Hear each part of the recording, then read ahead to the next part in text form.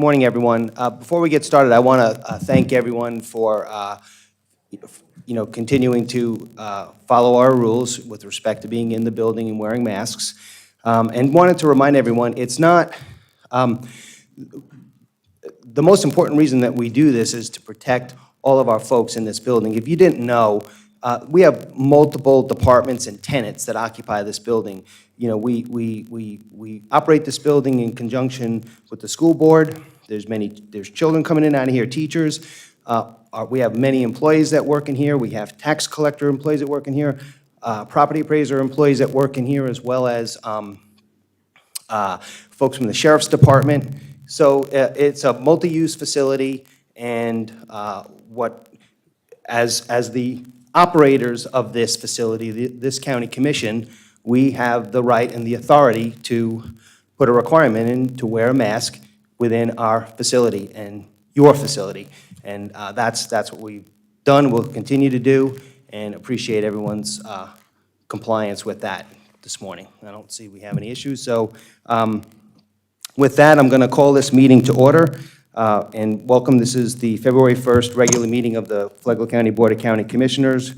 It's a little bit after 9. We're in the Government Services Building, and I would ask everyone to join me to start this meeting with a pledge to the flag. I pledge allegiance to the flag of the United States of America and to the republic for which it stands, one nation, under God, indivisible, with liberty and justice for all.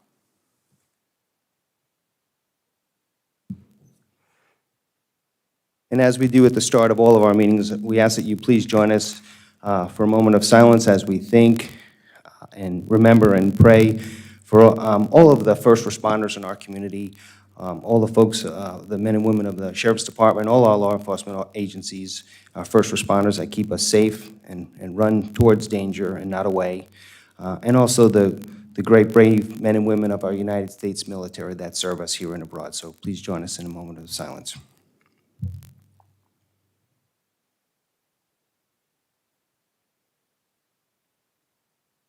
Okay, thank you, everyone. All right, first order of business is any additions, deletions, or modifications to the agenda, and I do not see that we have any. So we'll move to announcements by the chair, and that's very limited. The only announcement that we have this morning is that a reminder that our next regularly scheduled meeting of the commission will be set for Monday, February the 15th at 5 p.m. With that, we'll move right into recognitions, proclamations, and presentations.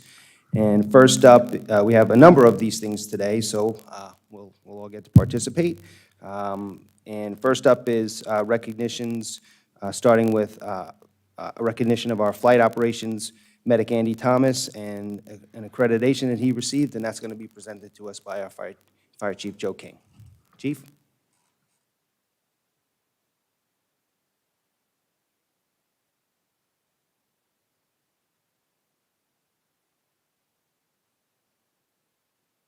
Good morning. Morning, Chief. Joe King, Interim Fire Chief, and I have with me Flight Medic, Firefighter Paramedic Andy Thomas, and Flight Operations Chief Dana Morris. So this morning we're here to recognize Andy for what we feel is he's gone above and beyond to better himself and our agency's service delivery by achieving this certification as a flight paramedic. And it's a board certified under the, I'm going to read these because these are International Board of Specialty Certifications and the Board of Critical Care Transport Paramedic Certification. So Andy's been with us now for 5 years, and this is just recently, January 4th.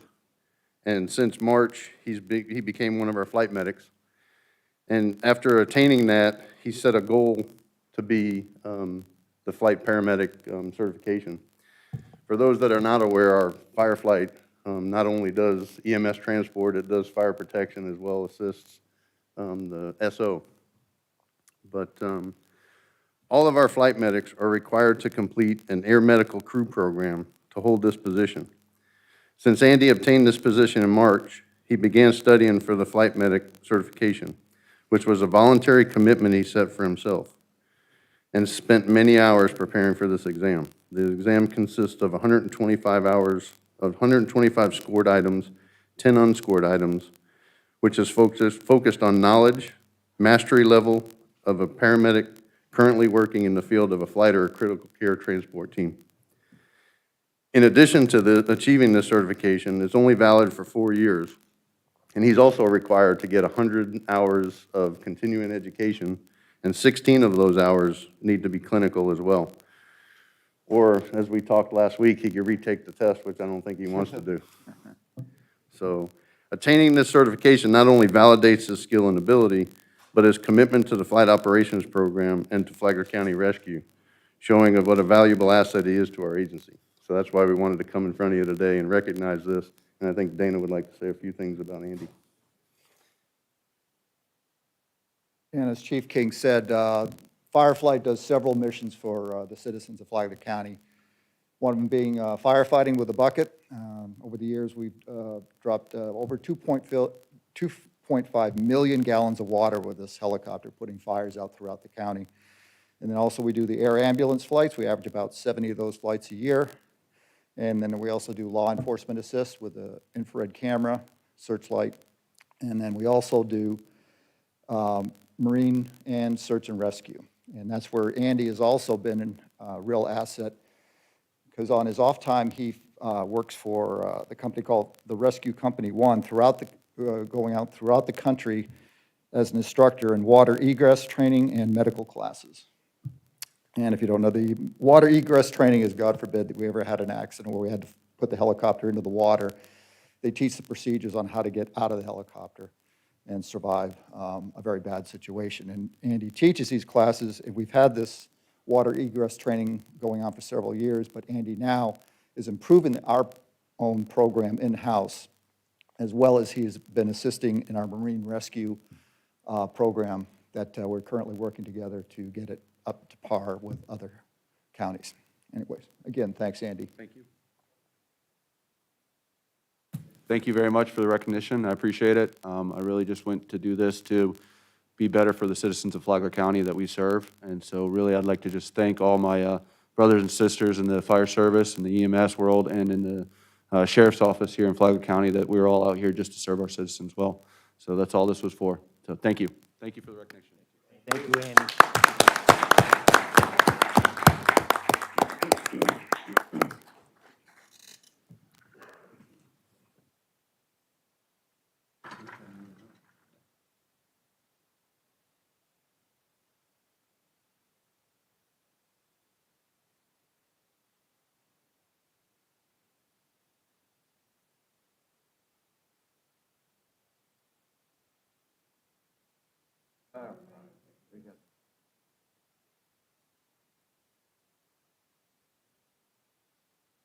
Thank you. Thank you very much. I appreciate it.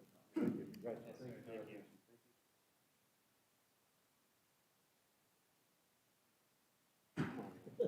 There you go. Okay. We are truly blessed to have folks like Andy serving us. Okay. Next up is a recognition for our Emergency Management Director, Jonathan Lord. And as we are quickly understanding, Jonathan is a recognized leader around the state in the emergency management business. And Jerry Cameron's going to talk to us about his appointment to the state's Domestic Security Oversight Council. Thank you, Mr. Chairman. It is an honor to recognize once again one of our leadership rock stars in the county. And Jonathan has been appointed to the state's Domestic Security Oversight Council. And this is a prestigious group that he has been selected for.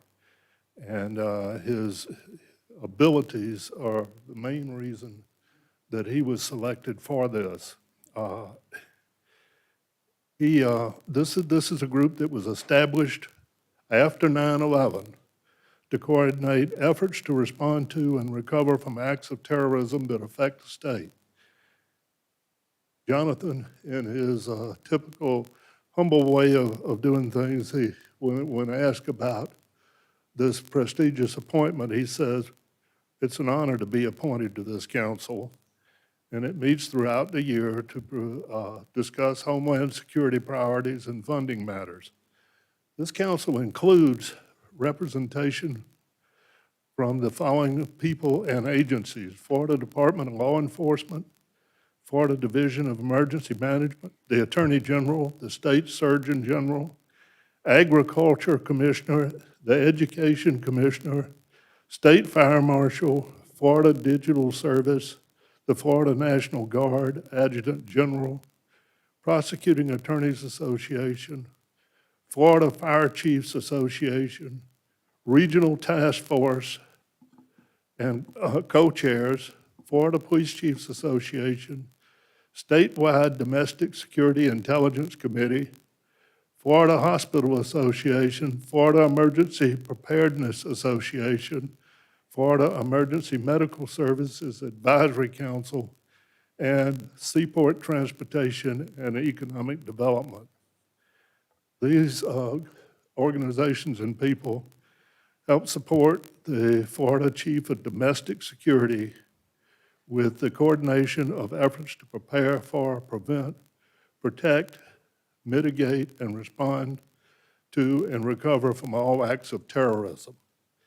In support of the mission, the vision and mission of the Council, FDLE, along with Florida's domestic security partners, have established 6 goals: prepare for domestic security incidents and events, prevent and deter acts of terrorism, protect our residents, visitors, and critical infrastructure against acts of terrorism, mitigate the impact of an incident to preserve life, property, and the environment, respond utilizing the National Incident Management System framework in an immediate and coordinated manner to focus on saving lives, stabilizing community lifelines, protecting property and the environment, and meeting basic human needs.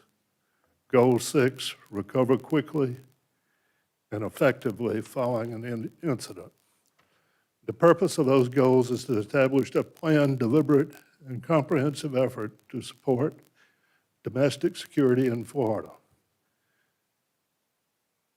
A quote is, "We look forward to working with Director Lord in the months ahead and appreciate his willingness to serve," said Domestic Security Oversight Council Chairman Richard Swearingen, who is also FDLE Commissioner, in a letter to the President of the Florida Emergency Preparedness Association, the organization Lord represents on the council. Jonathan has done an outstanding job here, and it's plain to see that that job is being recognized around the state. Thank you, Administrator. Thank you, Commissioners, for the recognition of my appointment. I'm very humbled to be chosen to do that.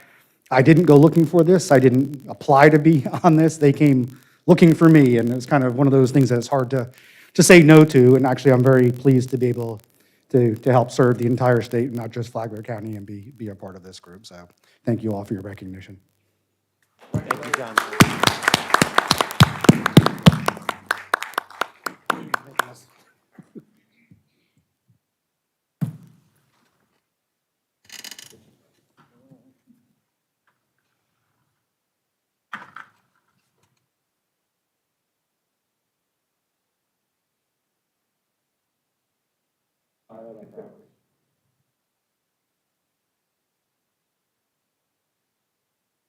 Thank you, everybody.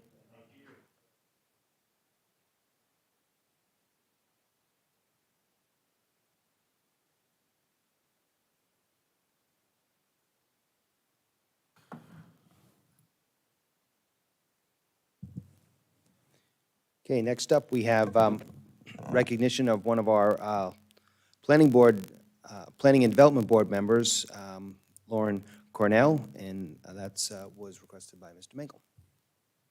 You have something you'd like to share with us? Morning, Mr. Chairman, Commissioners. Adam Engel, Growth Management Director. Today, it's my pleasure to recognize Lorraine Cornell's over 11 years of service to the Planning and Development Board. For her appointment as one of the original Planning and Development Board members in September 2009, Ms. Cornell worked for Flagler County for 3 years as an Environmental Planner 3.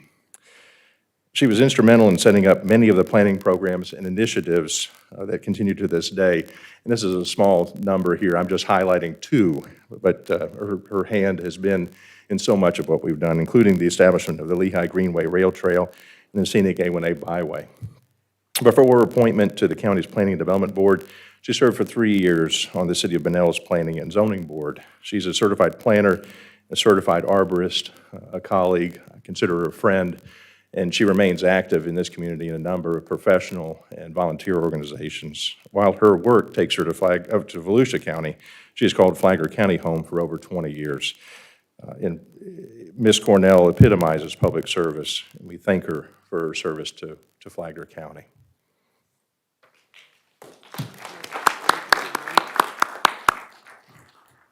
Oh, good morning, Lorraine Cornell, 625 Cumberland Drive, Community Development Director, City of South Daytona. I just want to let you all know how much I've enjoyed my tenure and association with the Board of County Commissioners over the past 20 years. As Adam pointed out, first as staff in 2001 and then as planning board member for the past 11 years. As a professional planner, it has been my distinct honor to serve the county in which I live as a volunteer in the capacity of board member in my chosen profession field of planning. It really has been quite an honor. I'd like to thank Adam Mengel and staff for all of their hard work over the years. No one knows and appreciates more than I do what goes into preparing all of the staff reports and the agenda packets, of course. I also want to pay special thanks. I never want to overlook an opportunity to publicly acknowledge Mr. Heed, your county attorney, who has been such a positive role model and influence over me in my professional career over the past 20 years.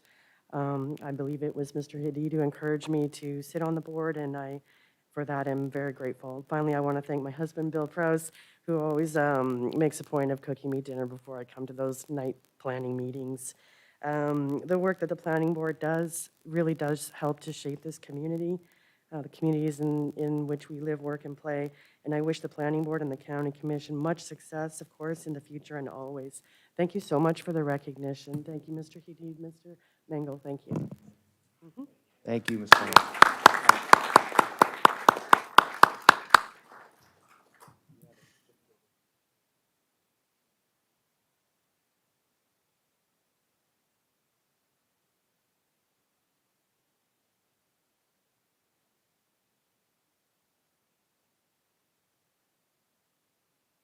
Congratulations.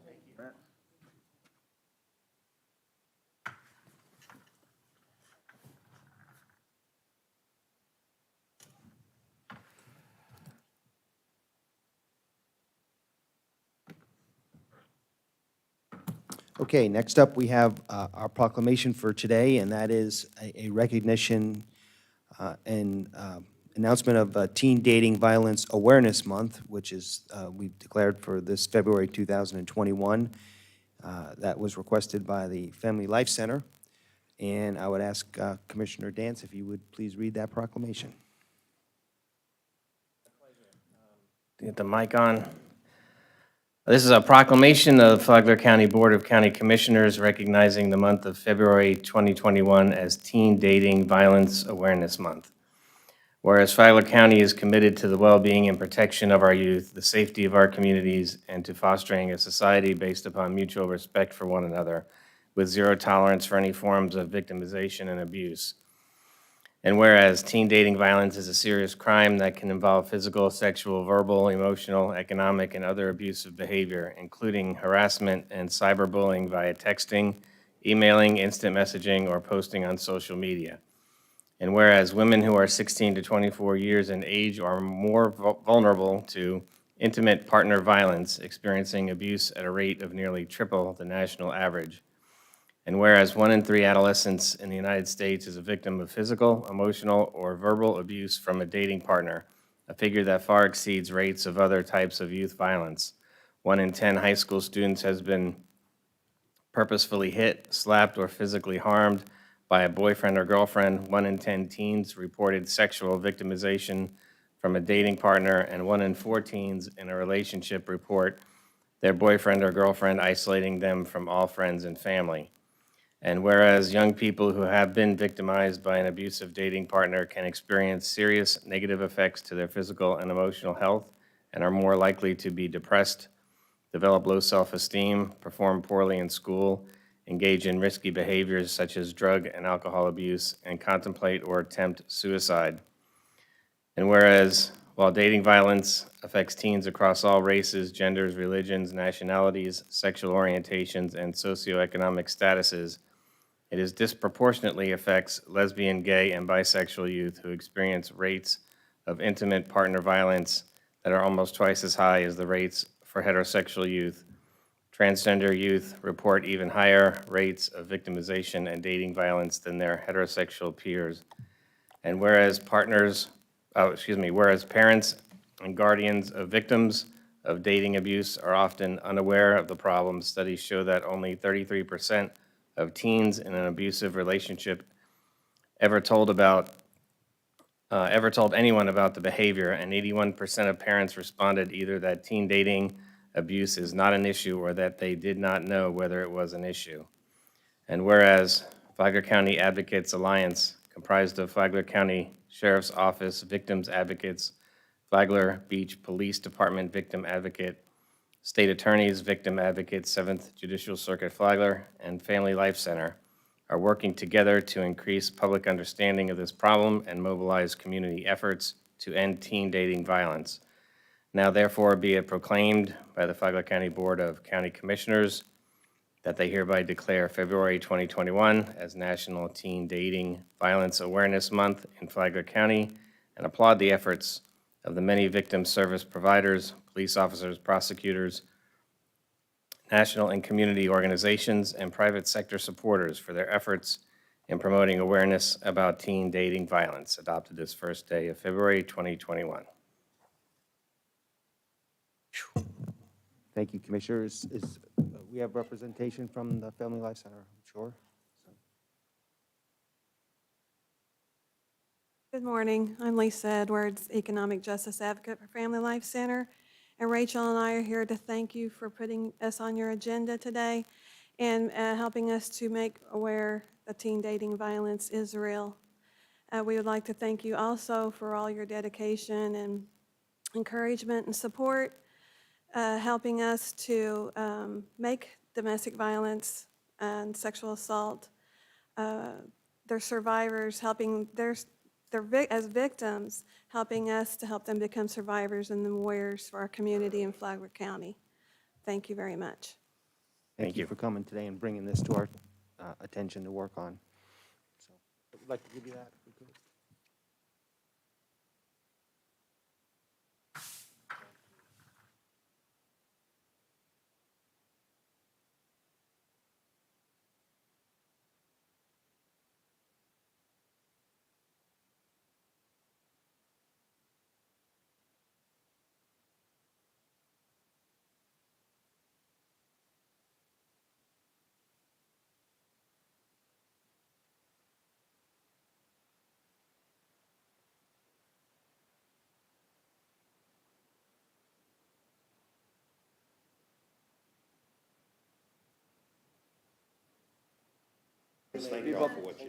Keep up the good work.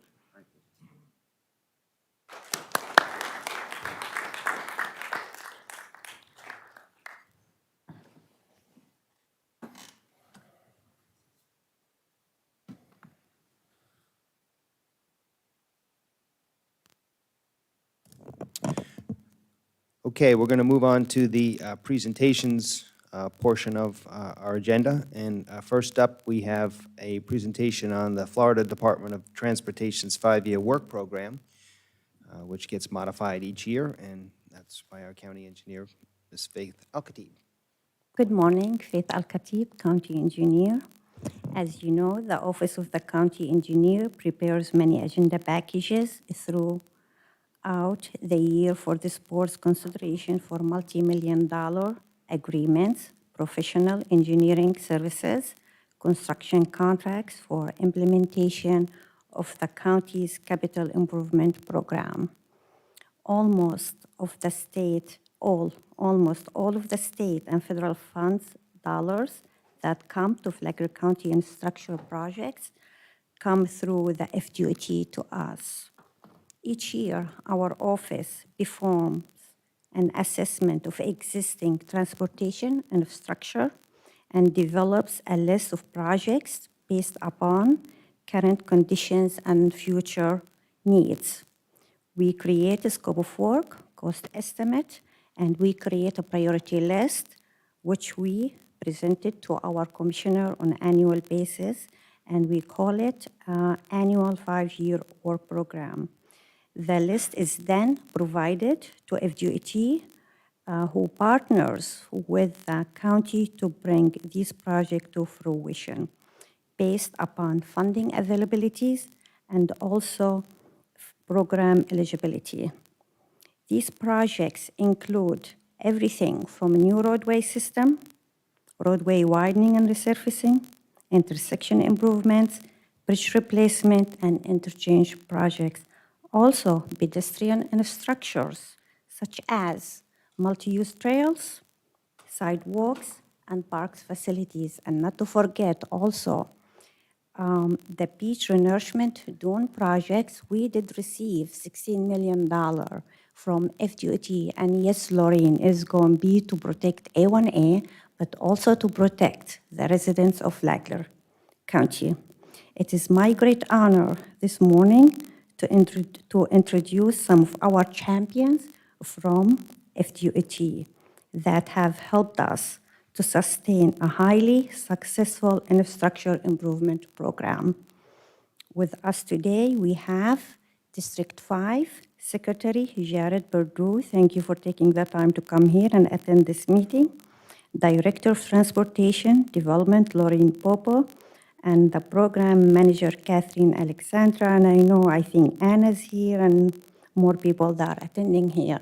With this, I will turn it to Catherine to present to you the tentative 5-year work program. Thank you.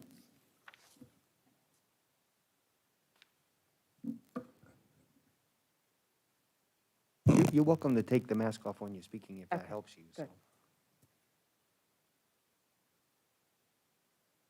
All right, the cursor's, the button's not working, so will I know to go? That always helps. There we go. Magic. All right, well, thank you. Good morning for having me here today. I'm Kathy Alexander, like Faith said, a Program Management Administrator at District 5, and I appreciate the opportunity to present our tentative 5-year work program with you all. So what is the work program? The work program represents our transportation needs for the upcoming 5 years within our district. And this includes areas in public transit, seaport, airport, rail projects, and it also includes transportation planning, transportation systems management operations, engineering, design, right-of-way acquisition, and construction activities. Now, for the areas of public transit, seaport, airport, and rail projects, FDOT is not the lead agency, but those projects are included in our work program with coordination with those representative partners. Now, all of the needs are compiled and they are presented to the state, and that is our work program. And this includes FDOT projects as well as the priorities from our local partners. And we manage our work program in terms of fiscal years, and our fiscal year runs from July 1st until June 30th of the following year. So in the case of this tentative work cycle, our first year is fiscal year 22, and that begins in July of this year and will run until June 30th of next year. Now, the areas of our work program includes the type of projects that are included in those programs are safety and security, system preservation, pedestrian and bicycle improvements, multimodal enhancements, and operational and capacity improvements.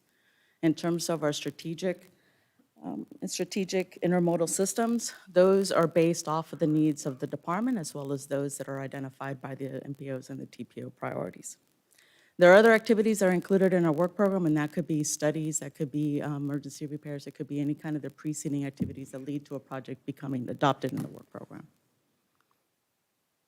What you see here is a representation of how we develop our work program. Right now, we are currently within our adopted work program, which represents fiscal years 21 through 25. That first year of the work program is also considered our lockdown, and that is set for budgetary purposes. So if there's any change to the first year, it may require administrative approval by Tallahassee. So every year, we venture into developing a tentative work program when that really pertains to developing a new fifth year. So the projects from the first year are completed, we develop the new fifth year, and then these years shift over to the left, and now we have a new 5-year work program. And in this case, the tentative adopted program represents fiscal years 22 through 26, and we identify the transportation needs and the projects for each one of those years.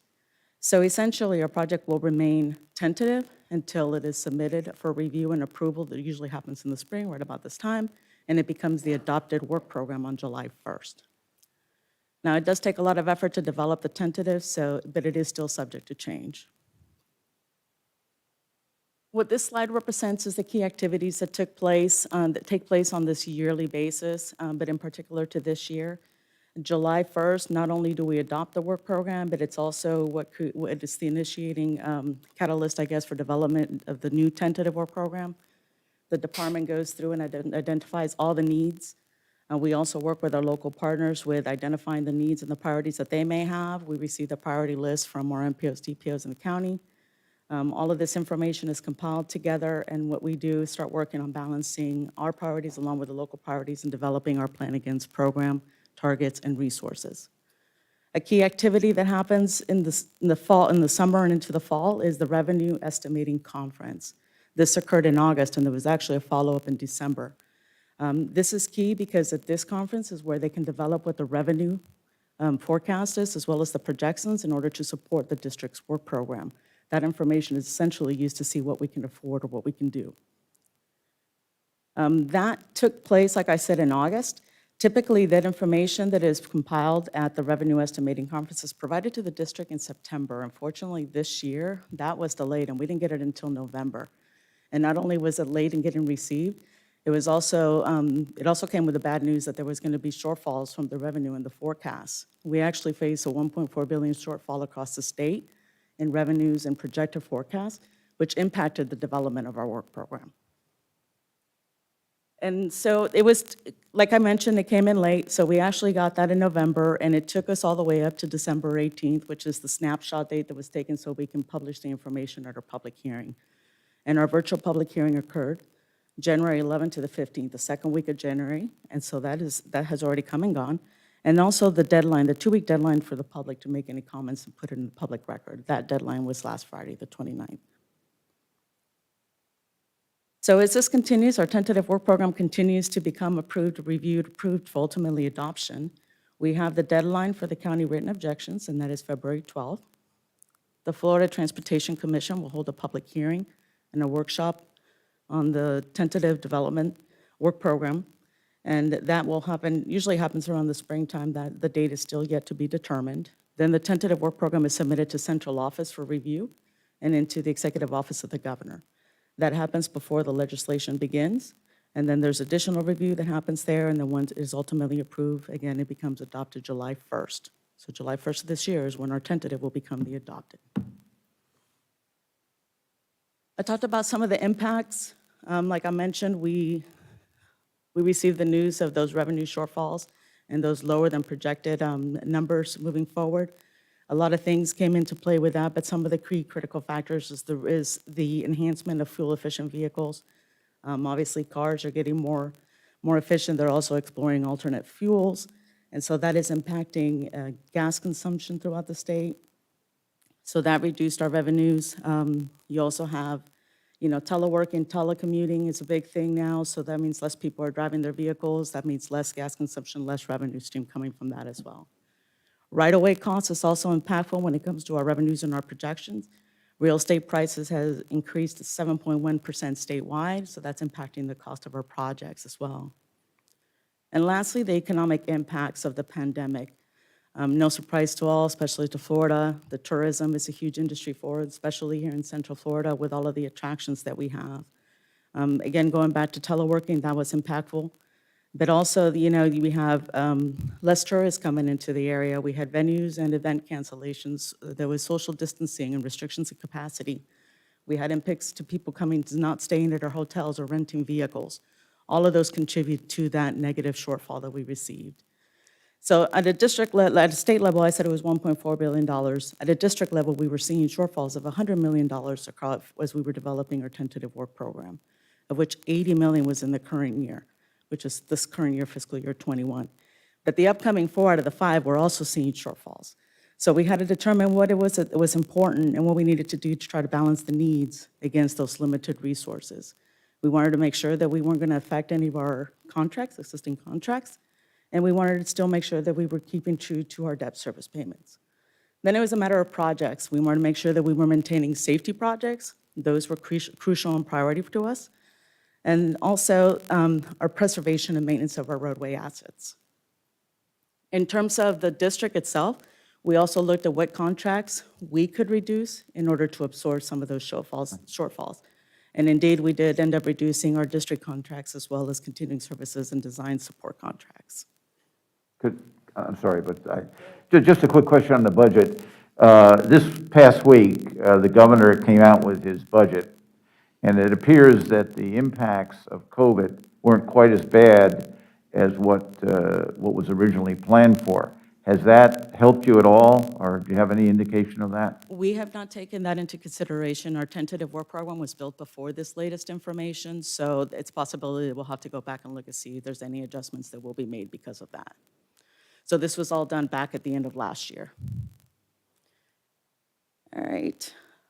So then lastly, we had to impact projects, and what we wanted to make sure is that those impacts to the projects were minimal. So if we had to absorb any kind of estimate, maybe spread that out through different years, and if we had to defer projects, maybe keep it within 1 or 2 year deferment so that we had the least impact as possible. And what you see here then is what the breakout is, or what's available for funding, or what we have represented in our tentative work program for Flagler, excluding the TPO area, and then also what is within the TPO.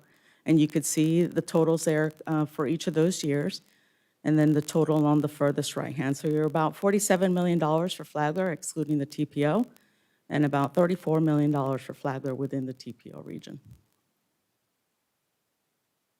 In terms of the breakdown for the type of projects or work mixes, safety projects account to about $4 million for that total 5-year amount. Preservation, this would be our bridges, maintenance, resurfacing, pavement rehab, that's about $60.5 million. Multimodal, a little bit over $14 million. And then some miscellaneous, that could be maybe drainage improvements, any kind of localized improvement or a project that is taking place, and that's roughly $1.8 million. All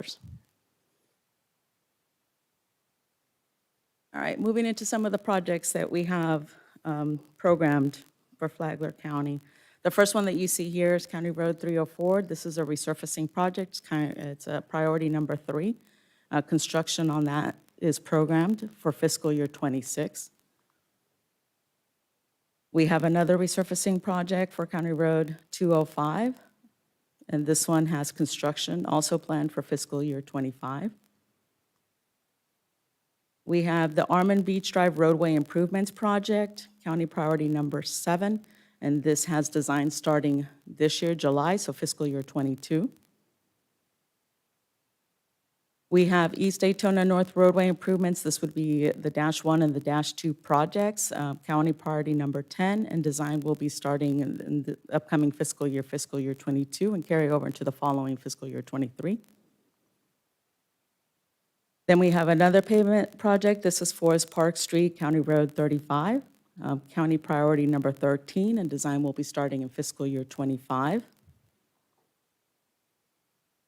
Another resurfacing project, this is Walnut Avenue, Water Oak Road to Forest Park Street, and this will have design starting in fiscal year '24.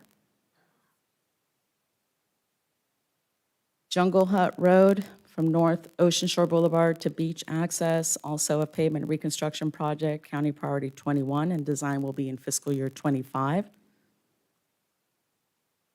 Another reconstruction project, this is for Seascape Drive, Central Avenue to end of the road, I guess literally the end of the road, coming out to the beach, and that's designed in '22 with construction in '25.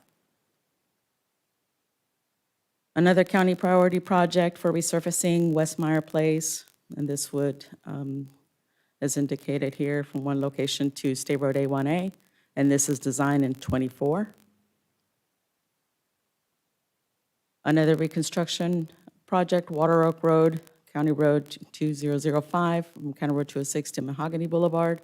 This has construction next year, upcoming year, fiscal year '22. And another one, Hargrove Grade, Otis Stone, Hunter Road to east of Florida, East Coast Railroad Crossing. This has construction in fiscal year '24. And another construction project, this is Old Haw Creek Road, County Road 304 to State Road 11, with construction in '23. And I mentioned the unfortunate decisions that we had to make in terms of deferral. We did have to impact some of the projects so that we could balance our plan, and this was one of the projects. It was 439156-1. It's the Perkins Highway at County Road 304. That project was deferred from fiscal year '22 to '24. And that concludes my presentation to you, so I'll go ahead and take any questions if you have any. Commissioners? Yeah, I think it's this year, but the pedestrian bridge over 100, is that still in the works? And is that an FDOT, isn't that an FDOT-funded project? Go for it. We do have the funding, and the agreement has been executed. We advertised for the project, and the bid's due by the end of this month. So it has been there approximately $9 million. So we are ongoing with this That's not part of project. this? No, it's not. It's fiscal previous. year last year. Okay, thank you, sorry. Commissioner Mullins?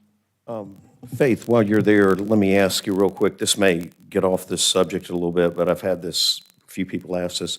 County Road 90 East, is that in our plan to pave? Yes, it is so far. We are working with the DOT. We're going to be getting $800,000 to get it done next year. Okay, so looking at maybe next year? In July, the money will be available, but there is on discussion issues going on between us and FDOT, and we just provided them with more information last week. Right. And I want to say this, I'm looking through 1, 2, 3, 4, 5, 6, 7. 7 of these projects are out on the west side. I really appreciate the focus that's finally going out there, that you guys and DOT and the work you're doing to get DOT to work with us and help us. Also have to commend, I guess Lauren's out there. Lauren is phenomenal to work with. Lauren, we appreciate everything you do on that level. But it's really good to see this, and I know the community out there will be very thankful that they're getting focused on now. Yes, thank you, Commissioner. And also, I would like to add, last year by itself, when I say last year, 2 months ago, we needed more funding towards some of our projects. And Laureen Bobo always like, okay, let's Right. see how can we help you. So we do appreciate District 5 leadership there. Yeah. The district And that's all secretary of you guys, not and his staff, all of them. We do appreciate all their support and help for Flagler County. Yeah. Thank you. Commissioner Hanson? Yes, just to second some of the things that have been said. Kathleen, we're very pleased with your efforts and Ms. Bobo's effort and Secretary Perdue for working with Faith, especially on our Marine Land Acres project, which is a huge, huge project for this county. And your assistance and your working with Faith has been a remarkable success, and we thank you so much for that. Thank you. Anything else? All right. Very good. Thank you. Thank you ladies. very much. Very much. Thank you. Have a good day.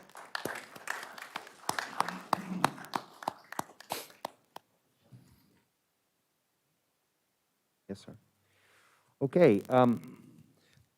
Last week, I guess, or it might have been the week before, not sure, we had some exciting news in our community that Advent Health Palm Coast has announced the addition of a brand-new hospital facility up in Palm Coast, which is greatly needed in Flagler County. Great news for our community. And with us to talk to us a few minutes about that is the CEO of Advent Health Palm Coast, Dr. Ron Jimenez.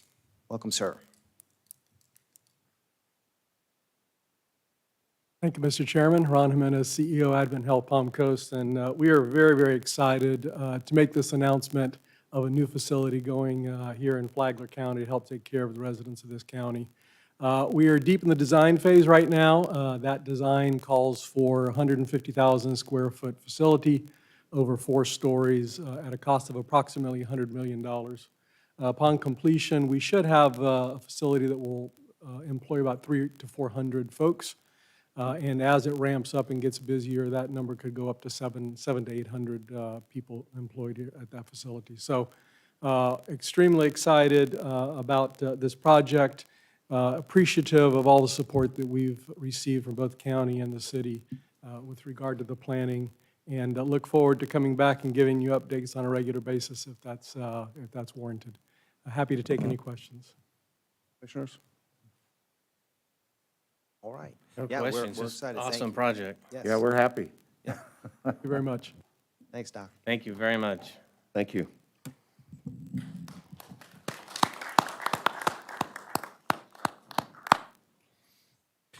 Okay, next up is our annual update from our Tourist Development folks and the Tourist Development Council. And for that, we have Amy Lukasik, our Tourism Director. Welcome, Amy. Good morning, Chair and Commissioners. Amy Lukasik, the county's Tourism Director. I'm here today to provide you our fiscal year 20 annual update. One of the first things I want to present to you is a year-long annual research and economic impact study that we contracted with Downs and St. Germain Research. They're based out of Tallahassee. They do a lot of research for other tourism organizations throughout the state. This was a year-long, however, which was quite challenging since 6 months of that year-long project, we were in a pandemic. So it was quite challenging. However, we have discussed with them that they would come back third quarter this year, which are the months April through June, so that we can kind of repeat those months when we were, when travel was limited and we were in a shutdown. I'm also going to give you a very high-level strategic plan update. That's our 3-year plan. And I have a lot of information to share, so I'm going to move fast, but we'll certainly welcome any one-on-one sessions that you'd like to have.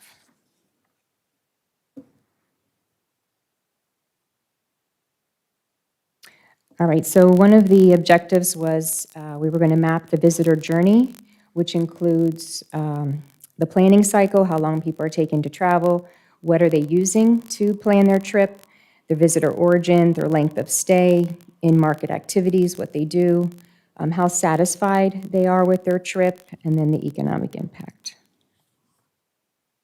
So the methodology that they use is a vast majority of the data collection comes from over 2,000 interviews that were completed, and the economic impact that they come up with is they use the in-plan economic model, and they also use data from the local tax collector, and Flagler County's multiplier is 1.47.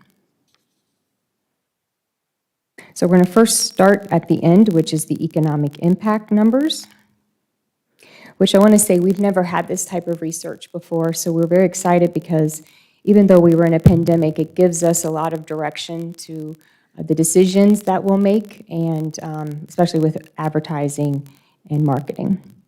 So in fiscal year 20, over $400 million was generated in economic impact. Visitors who took a trip to Flagler County in fiscal year 20 spent over $300 million on accommodations, restaurants, groceries, transportation, attractions, entertainment, and shopping. This year, Flagler County attracted over 5 million visitors. Visitors to Flagler County generated 382,000 room nights in paid accommodations. So that's our hotels, Airbnbs, vacation rentals. The total economic impact of tourism in Flagler County supported 5,814 jobs. Tourism in Flagler County supported close to $150 million in wages and salaries. A Flagler County job is supported by every 99 visitors. Visitors to Flagler County staying in paid accommodations such as hotels, vacation rentals, generated $2,378,400. So this was our end-of-year total bed tax revenue collections.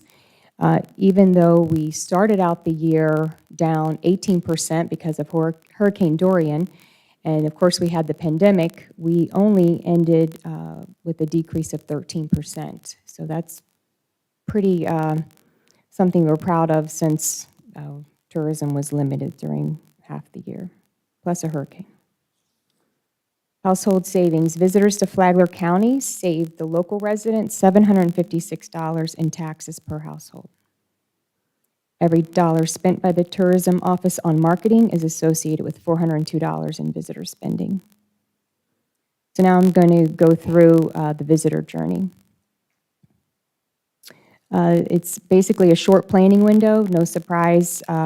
Every 2 and 5 plan their trip less than a month in advance. Their top trip planning sources is using Google, friends and family, so that third-party endorsement, and social media. Their top reasons for visiting is to come on a vacation, visit their friends and family, and go to the beach. 29% of visitors noticed advertising for Flagler County prior to their trip. And this is in combination, not just with our office, but also with the resorts and the other attractions. The top advertising mediums is social media, our visitor guide, radio, billboard, and the internet. 67% of visitors exposed to advertising were influenced to come to Flagler County. Therefore, 1 out of every 5 visitors came to Flagler County because they were influenced by advertising. 4 out of 5 drove to Flagler County. The airports that they did fly into first was Orlando, Jacksonville, and Daytona Beach. So 3 out of 4 visitors traveled to other areas outside of Flagler County, and the majority of them went to St. Augustine over Daytona and Orlando. 3% of visitors were from areas outside of the U.S., which was Canada. But you can see here that Florida continues to be our #1 market. 62% of the visitors to Flagler County were from 5 U.S. states. So these are our 5 top demographics, Florida, and then Georgia. Out of those markets, Orlando was #1, then Jacksonville, Atlanta, Ocala, New York City, which includes counties in New Jersey, Pennsylvania, and Connecticut. The typical visitor traveled in a party composed of 3 people. 27% of those visitors travel with at least 1 person under the age of 20 in their travel party.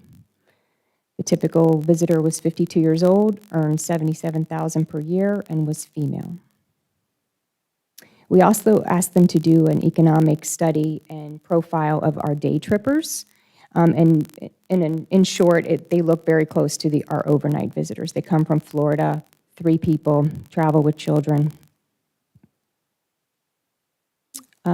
This is the profile for the overnight visitors, same thing. Three people, travel with children, coming from within the state of Florida. 23% of those people that we surveyed, it was their first time to Flagler County, and 3 out of 10 have visited the county more than 10 times. Length of stay, the typical visitor spends 4.2 nights. And this is where they stay, either with friends and family or a hotel, motel, and the resort, and the 30 other % did not stay overnight. So those are those day trippers.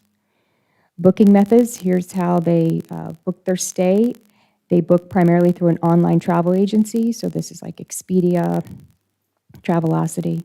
32% book them directly with the hotel or condo. So here's what they do once they get here. No surprise, 82% come for the beach. 75% dine locally at our restaurants. They like those mom and pop options. 62% outdoor recreation, 37% water recreation. And we feel that having all of those assets is one of the main reasons we were able to survive any sort of visitor activity during the pandemic. Those are the things people were looking for. So when they come here, this is where they go. In the county, 80% Flagler Beach, 43% Palm Coast, 29% the Hammock Beach area. So visitor satisfaction, they gave us a rating of 9.1 as a place to visit or vacation. 10 was excellent. 94% of the visitors would recommend that their friends and family visit Flagler County, and 96% of visitors plan to return for a future visit. And the research company said this is one of the highest ones that they've seen. So the perception of Flagler County, these were some of the quotes when they were interviewing the visitors, that it was quaint and relaxing. It's the most peaceful beach in the Sunshine State. We love the small town feel, that it's beautiful and picturesque. It's absolutely beautiful. The beaches are perfect and the weather is always cool and breezy. We have amazing beaches and fun restaurants right on the beach. I'm considering moving here permanently. So that's the first part of my presentation. So before I move on, I'll take any questions about the research. Commissioner, go ahead. Yeah, Amy, did they evaluate the people that come here for weddings? Did that come up? Because we talked about that. Yeah, well, they don't tell us what they were here for. There is a more detailed finding, so I have the breakdown of those people that were interviewed that were here for weddings, but you have to keep in mind, we were during a pandemic for the majority of what would be a wedding season, so those visitors were not captured, which is why I asked them, can you come back again at no cost? And they agreed to. Another thing, when we discussed as part of that workshop, we did talk about a visitor center. And I noticed you've got it in your budget this year for a visitor center. Do you have a plan in mind? Or, because we talked about how that could be very expensive, and what would be the return on the investment? Yeah, we don't have a plan right now. We're just earmarking the funds, and as opportunities come to us, then we look into it. Yeah, I discussed it with the A1A folks, and they're not ready to move on, one at the northern part of the county, which I thought they were going to do. Doesn't appear, that's kind of fallen off the table. So, okay, thank you very much. Okay. Commissioner Mullins? All right, if you could show the infograph. Jared, if you could pull the infograph. I have a few things I need to direct Jared to pull up for me. Let's go ahead. No, I just wanted to say what a good job you guys have done during the pandemic, the past year, of letting it impact us the impact be as minimal as it could be. It could have been a lot worse. Yeah. And Commissioner Sullivan, you guys are doing a good job I on was that just going to wait board. till the end to say something. Y'all are doing a good job on that board as well. And I just wanted to show you, Jared, you can scroll as I speak. We created an infograph. We just got this research, so we put it together that is more user-friendly for folks. So we'll have this on our website and do a press release. But this will be available in a small card that we'll pass out as well. And this comes in line with our strategic plan with educating the community and the residents on the importance of tourism. Amy, I apologize if I missed this. When was this data collected? What time period? Fiscal year, all of fiscal year 20, so it started. About the whole year? Yep. And what was the methods for collecting the data? Primarily, it was visitor surveys. While they were here, they were at the beach, attractions, in front of hotels, and also they get post surveys from visitors who stayed at hotels. And then they also used the tax collector, Department of Revenue. Those are the primary sources. So there was not real one concentrated period where they gathered the data? No, it was all year round. Okay. Yeah, the contract is they had to get a certain amount of surveys per quarter. And even though they met that goal, I felt it was not a true accurate because we were in a pandemic. So that's when they agreed to come back April, May, June of this year. Okay, thank you. All right.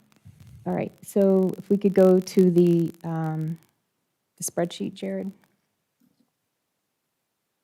So I did want to just, and then you guys have a copy up there I left as well, but I wanted to just give you an update. Even though during a pandemic we were able to accomplish or at least start a lot of our strategic plan actions. And just as a reminder, our strategic plan is divided into 3 different pillars. And I've color-coded them just for ease, for me mainly. But one of them is destination development. So this one was obviously, in a lot of ways, put on hold. But I have color-coded, so the gray is still to be determined, and the cream color is been designated and assigned a timeline, primarily this fiscal year.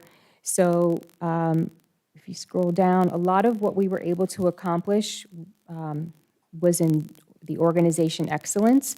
So that was developing policies and procedures for our grant program. So we revised both the capital projects and the special event marketing grant program so that we would achieve a higher ROI. Also, we realigned job duties because we had this great strategic plan, and then we had to figure out who was going to do it all. So we realigned those job responsibilities and hired just this past month. Now we're fully staffed.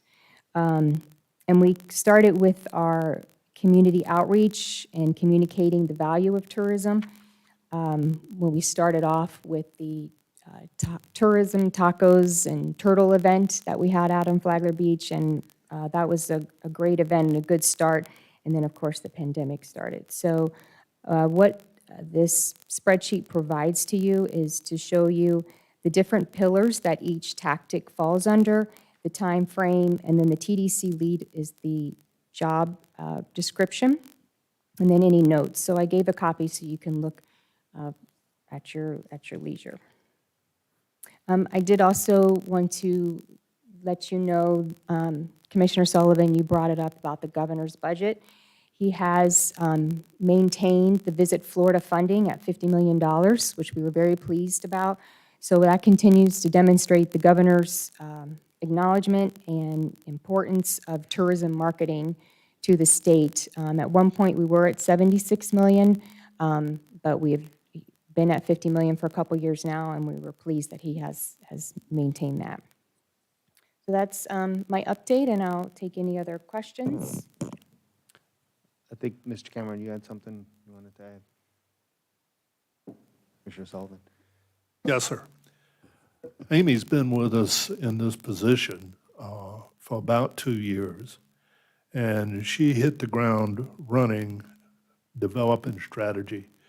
First discussions we had, she was inventorying everything that Flagler County actually has to offer, and then to take and develop a strategic plan for how to market that. And in my opinion, that is why you have some of the highest satisfaction surveys anywhere around, because she actually was able to deliver what she sold. And a lot of times that doesn't happen in tourism. You get off on a wrong foot because somebody else is successful in sports marketing or something. You attempt to make yourself that kind of a destination, and then you don't have the infrastructure to support it. And it's a real credit to Amy in only 2 years that she was able to go out, identify the assets, develop a strategic plan, and now is taking the strategic plan well into the future. Just a real credit to her and what she's accomplished. Thank you, Mr. Cameron. And I had another presentation, but for the sake of time. But I do want to remind everyone that our office during the pandemic basically shifted our efforts. So we were juggling, still trying to market tourism, but be sensitive to what was going on. So we became grant administrators, and we created the Pledge to Prevent program and the Small Business CARES Act business grant program. So it was a lot of moving parts. So to again end the year with only a decrease of 13%, we were pleased with that. And thank you for your support. Okay, thank you. Thank you. Commissioner Sullivan? Yes, and I wanted just to jump on here that as chairman of the Tourist Development Council, it's been a pleasure to work with Amy and filling out all the membership. We're fully employed there now. Amy pointed out they had to take on the whole CARES business funding aspects of this. That took tremendous amounts of time. And in the July timeframe, July, August, that timeframe, we were about even with the previous year as far as assets and money coming in. And the job her media person, Candy, has done with some of the presentations that have gone out. One of the reasons we've done so well, I think, during the pandemic is the fact that on social media and all the media aspects, we've done a great job. If you haven't seen some of those presentations that are out there, they're really good. So I'm really looking forward, once we get through this pandemic, which seems to never end. We get back to our job. We're ready to really expand, and including things like visitor centers and things like that. But some of that stuff had to be put to the side for a while we move on. But you and the group has done a great job and continue to do a great job, and we do appreciate it. Great, thank you. Oh, you're not getting off that easy. Commissioner Dance is I just wanted to recognize how quick the office was to pivot during the pandemic and put the Pledge to Protect out there and market it to promote the safety aspect and to ensure that we still had our restaurants open and under the safety of the Pledge to Protect. I think that was a great strategic move to pivot and work on safety. All right. Well, thank you, Am I Ms. Amy. free? Appreciate it. Thank you.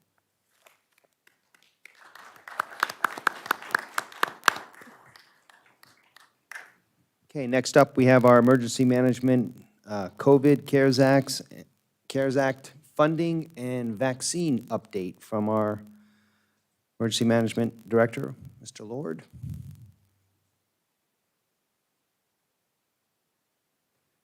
Good morning again, Commissioners.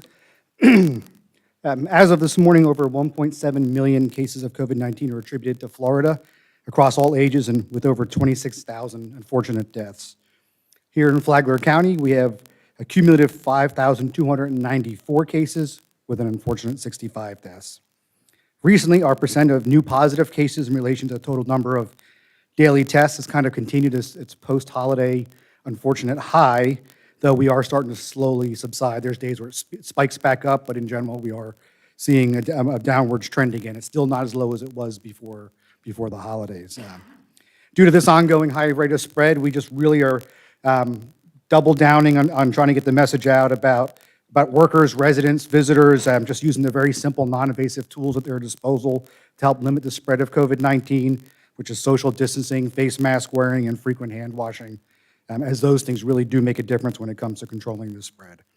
The state continues to distribute COVID-19 vaccines, and we have been supporting their local efforts led by the Florida Department of Health, Flagler, primarily out at our fairgrounds. To date, Florida has administered almost 2 million doses of the vaccine, with just over 11,000 administered here in Flagler County. And what that equates to when it comes to our residents, about 7.9, actually 7.91% of our residents have been vaccinated here in Flagler County, which puts Flagler County in 19th place statewide. So that's a very key figure. On social media, we get a lot of attaboys and so does the health department for what we're doing at the fairgrounds. We also get a lot of people that have negative comments to make and why aren't we getting it out quicker. Again, one of the big things is we don't control the vaccines. That's controlled by the state. We're getting about 800 doses a week the last couple of weeks. And the fact that we are 7.9%, putting us in 19th place, which means we are doing better than over half of the other counties for getting people vaccinated, which I think is a good figure for you all to be aware of. Sorry, I just got to keep helping you make some points here. Sure. 800 in a week, and our capacity Is per a day thousand. is We what? could do 1,000 a day. The health department could really do. They're staffed up between them and the volunteers, and the way the county has laid out that site. We could do 1,000 doses a day collectively if we could get the actual vaccines here. I hope that sinks in for everybody. Okay. So, and that's key. We work very closely with the health department. I mean, they really deserve the credit. They have gotten the staffing. The other one's putting the needles in people's arms. That's their medical staff. That's their job to do so. They're doing the bulk of that. Our paramedics and the city's paramedics are helping with that as well. Something unique to our community, and we got a little recognition last week for that, is our community paramedic program. So Karen, as you all know Karen, as well as a couple other paramedics are helping her, are actually going out and taking care of the homebound. So that we can let the health department focus on that mass site. We are going out and taking care of the homebound as vaccines are available. So it may only be a handful a week. And it may be months before we can get to those folks, but we're taking that on at the county and the city level to make sure those folks can get their vaccines as well. Because as long as they meet the 65 and older criteria, we want to make sure they can get vaccinated as well. So that's something that the county is taking on to diminish the burden on the health department, so the health department can focus on that mass site, especially when hopefully in the coming month or so, we'll get more than just 800 doses a week. This past Saturday, the first large group of vaccine recipients, those are the ones that were vaccinated on January 2nd. We did that big healthcare worker event. That was kind of our big collective kickoff of the vaccines. They received their second doses this past Saturday. So that was kind of a big milestone, that first round of people that got their doses in early January got their second doses this past Saturday. And that went extremely well out at the fairgrounds. As you're aware, since the receipt of those initial doses back in early January, your county staff stepped up and created a temporary appointment system. At the end of last week, The state migrated the health department's Flagler County operations, so the fairgrounds, to a state-run appointment system. So we are now basically, I say basically because it's a sort of a transition, but we are basically out of the appointment business, which is kind of one of the bigger burdens we've had recently here at the county level. We're out of that appointment business, and we actually turned over 11,000 people that we had collected on our callback list wanting vaccines. We turned that list over to the state on Friday, and as we go through the 800 doses a week, those people will be called first. However, everybody else can call into the new state number or go on the state's website and get in line to get a vaccine as they become available, as long as they meet the qualifications. And all that information is on the flaglercounty.org/COVID page, which has the updated phone number just for our county, as well as the link directly to our county's portion of the state's appointment system. It is those who have the internet, it is much quicker and easier to do it electronically, though there is a call-in option. And because the state's able to do it, there's also a TTY option for the hearing impaired that's listed on that site as well. So their goal is to have every county migrated over. We're in the first quarter of counties migrated over. We wanted to push to make sure that we could get on there sooner versus later because they can't turn everybody on at once. So we were, I think, number 11. So that's not a bad place to be as the state's rolling out a statewide system. On the CARES Act front, yep, sorry, go ahead. I just wanted to point out, I didn't want to let it go by, that on the Orlando NBC station last night, you appeared along with our paramedic. Oh, yes. And gave special recognition to the fact that you have gone out of your way to get it to people who can't drive and can't get a shot. So I didn't want to let that go by without you're on there in person talking about that and got some recognition. Now, thank you, sir. And actually, I attributed a lot of that to the fact that we have that special needs registry, and every county has some version of it, but we've been quite aggressive with ours. So a lot of those people we already know about because of hurricanes. These are people that we reach out to and actually help evacuate frequently because of hurricanes. So how can we, my logic was, how can we ignore that population? Let's find a way to take care of them. We can't put them at the front of the line, but we can at least make sure there is a unique line for them in that situation. So it was something, when Wesh found out about it and wanted to talk to us, I think I was very proud to share what between the community paramedic program and the EM program we were able to come up with. So thank you, sir. CARES Act-wise, we are still waiting on about $1 million from the state. I know there's some more funds coming in later this week from the state, but even including those potential funds arriving this week from the state, we are still waiting on about $1 million from Tallahassee. I think you all probably heard, I think everyone's probably heard, that up in DC, they extended the CARES program. So that doesn't really help us because we fully expended our funds anyway. It didn't give more money, it just gave more time to perform. We followed the rules, the changing rules given to us by the feds and the state, and we performed within our original performance period. So unfortunately for us, it didn't really buy us anything other than the state can take a little longer to pay us because they have longer to perform as well. It really benefited those counties that didn't perform within their performance period, but we knuckled down and made sure we performed by that initial period because we were not expecting it to be extended. So that extension, while it sounds good, doesn't really benefit us, unfortunately, unless Congress does something different and provides more funds in the future. So that's kind of where we are with that program. Any questions, gentlemen? I think Mr. Cameron had something to. Yes, I just wanted to follow up on your statement, Mr. Chairman, that the system that the health department has in place that we assisted them with would, if it had the vaccine, could vaccinate everyone that needs a vaccination in this county in 90 days or less. It's not a question of ability to deliver. It is a question of having something to deliver. And unfortunately, our staff has taken a lot of abuse from the public because they didn't understand that particular situation, that it's not our ability to deliver it, it's the ability of the state and the federal government to get it to us. Thank you, sir. Commissioner Mullins. That, based on what you said, and Jonathan, and this is a question, I guess, for both of you guys, what can we do as a commission, or what can we do as a county to push to get more vaccinations here? Is it a letter to the state? Is it to our representatives? What can we do to really rattle the can to get some attention? It's really not an issue between us and the state. Just to give you perspective, last week, The state of Florida only got 250 some odd thousand, maybe 260,000 doses for, for the third most populous state in the nation. It's the state, I mean, there's nothing the state can do with that. I mean, I I'm think hearing us- other counties are getting more. Not more based on population share. So they started off a little different, but where they are now, the last couple of weeks, they are looking at the number of people 65 and older in your community. So they're looking at our 35,000, and we're ranked in there. The fact that we're number 19 pretty much says they're taking care of us the right amount. Our fair share is about 800 right now until the federal government can push more to the states. Again, I'm not saying the federal government's failing either. There's only so many vaccines available. And there's only 2 that have been in production all this time, authorized to be released. They've been in production for the entire world. The U.S. only gets a percentage of that.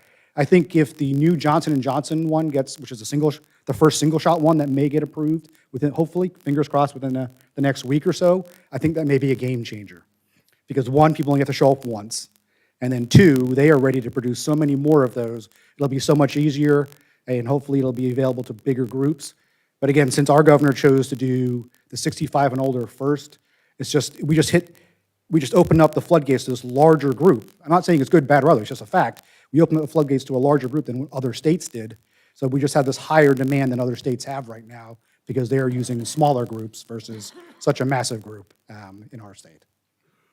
It comes down to manufacturing. It really is a manufacturing thing. I mean, it wouldn't hurt for you all just to, say, hey, please send more to Flagler, but I guarantee every community is saying the same thing to the state, and the state's going, we have Well, maybe 250,000 doses, we can only give so much out. Maybe letting the public know and take some of the pressure off y'all that, hey, it's us doing an official, something official to let them know that it's not you guys, that it's a delivery here. It's getting it. And trust me, I would be telling you all very honestly, because you've heard me mention things about when it comes to whether the state's not doing right by us, I'd be very honest with you all if I thought we were not getting our fair share. One last thing I wanted to just bring to your attention is I've been looking at some analysis, and there's the former commissioner of the FDA, or director of the FDA, Dr. Scott Gottlieb. You could read him in the Wall Street Journal, lots of places. He's an extremely learned person and medical doctor, understands everything about infectious disease. His actual prediction that I had read about this morning was that it's 4, 5 weeks, 6 weeks from now, we could actually have the situation flipped where it's not a supply problem anymore, it's actually a demand problem. In other words, we will have gotten to everyone that wants a vaccine, and then the next, but not to the point where we're at herd immunity yet of 70%. So we got to get to a situation where we're constantly getting opportunities out there to educate people on why it's important to get the vaccine and get it in as many places as possible. And I think that's part of the strategy of why the governor looked at Publixes and other places, because you got to get it in the communities and make it as easy as possible. We all know with a flu shot, anyone, anytime can get a flu shot, and every time you have a communication with someone in the health field, they ask you, have you had a flu shot? Would you like one? You can get them pretty much any time. So I'm hoping, what I'm asking is, not today, but think about the fact that, so we're prepared for that, maybe from the county standpoint on a communications, media process, we could start thinking about getting that, shifting our communication strategy to get people to come in to get the vaccine rather than explaining that we don't have the supply. Because I think you're right. I think when the Johnson & Johnson vaccine comes online, and from what I've been studying, we're looking at possibly 200 million doses in the United States within the next 60 days, which is gonna address a lot of the supply issues. Yeah, we're definitely heading towards critical mass, and as that critical mass and vaccine availability happens over the next month or so, you're going to see a lot more private sector partners come online. The federal government has a national pharmacy program. Right now, CVS and Walgreens have been focusing on the long-term care facilities. That program should be, in theory, was supposed to wrap up last week. It didn't. They're slightly behind schedule, but they're getting there. When that program is done, which is a federally funded and federally provided vaccine, doesn't come out of Florida's allocation. The feds provided directly to CVS and Walgreens for that carve-out of vaccines now becomes available to the general public, or whoever the state allows within that general public. So then CVS and Walgreens will very soon, I'm going to say within the next month or so, I would guess, again, it's up to them, would start offering vaccines just like Publix has. We were one of the first dozen counties to have Publixes. Some counties didn't necessarily want it.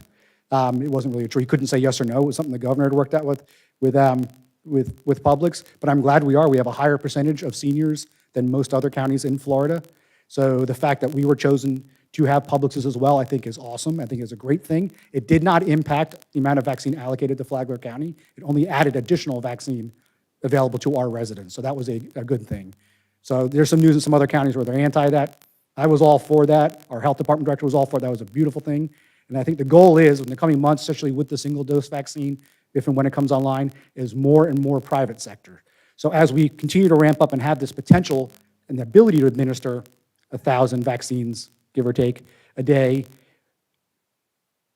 utopia world is we never would have to do that because the private sector is ramped up so quickly that there are so many options. Everyone can go to their primary care physician. Everyone can go to whatever clinic they normally go to. Everyone can go to Walmart, Walgreens, CVS, Target, you name it. You can get Winn-Dixie's have pharmacies them too. Anywhere that has a pharmacy could potentially be a place to give vaccines. So that is coming within the next month or two. Those assuming the manufacturing and the approval happens with the next vaccine. Yeah. Those things are ready to happen. Just time will show. The last thing from my time I'll say is that I participate, and I'm sure some of the other commissioners do too, in weekly conference calls with the Association of Counties, Small County Coalition. And while a lot of counties our size are in the same situation that we are, not every county has a good working relationship between the county staff and the local Department of Health. And I'm thankful and appreciative of the fact that that's not the case in this county, and you and Mr. Schneider have a strong working relationship, and you've done a great job as a team, and we truly appreciate that. So I think us and then Bob Snyder on behalf of the State Health Department, we all have the same goals, to take care of our community. And Bob likens it to where he calls us brothers, because sometimes we fight and disagree with each other, but at the end of the day, we're brothers and we still try to do the right things. So. Commissioner Sullivan, I think. Yeah, just one clarification, and we've talked a little bit about this in the past. The new registration system that the state has put into effect now, if you go to CVS or you go to Publix or you go to a private physician, are they all tied into that same system? No, they are not bound nor staffed. So how are we going to know how many people in the county have received the vaccine? So on the back end, so like the numbers I gave earlier, on the back end, everyone who gives a vaccine in Florida has to register the vaccine in one statewide system. Front end. So eventually we know within 24 hours the number of people. It's just the same thing with regular childhood shots. They have to register them in a system called Florida Shots. Just follow up on that. But we've got like over 10,000 people on our system that have come through, registered with us. So when they get a shot at Publix, do they automatically get pulled off that system? No, they do not. So unfortunately, a call taker will make the call. I'll have to take the time, make the call. Do you want a vaccine? And they'll say, no, I got it last week at Publix. Right. So we actually had a lot of that. It's not totally integrated is what I'm trying to say. Yeah, we had a lot of that last week, but that's okay. We need to make the call to verify they do or don't want the vaccine anyway. So. Yes, sir. Okay. Thank you, Jonathan. Thank you, gentlemen.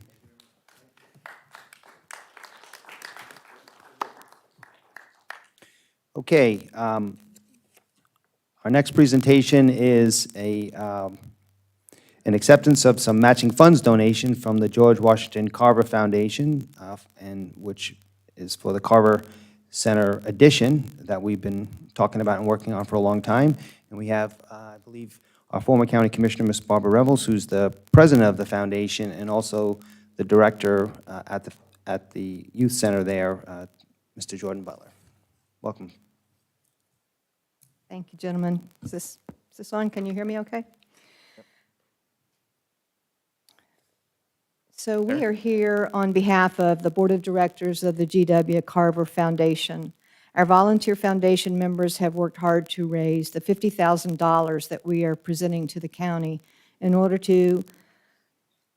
for construction to commence on the long-awaited addition to the G.W. Carver Community Center in Bunnell.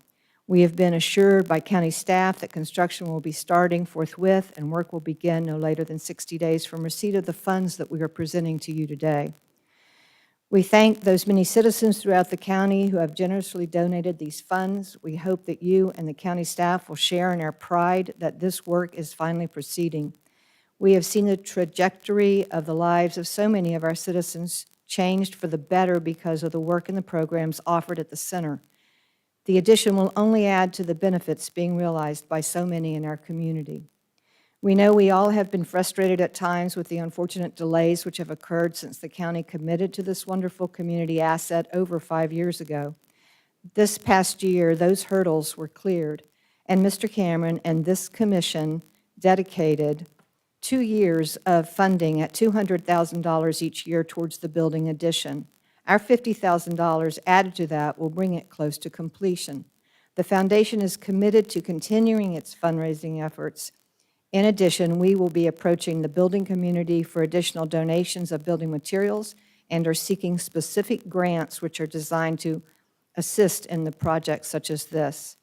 The community is behind you. We will look forward to a dedication ceremony next year at this time, which would coincide with our annual Motown Madness Gala, and it would be great if our community could gather together in person to celebrate the good that can be realized when our community leaders, our wonderful county staff, and so many citizens and volunteers all work together. Thank you so much. Good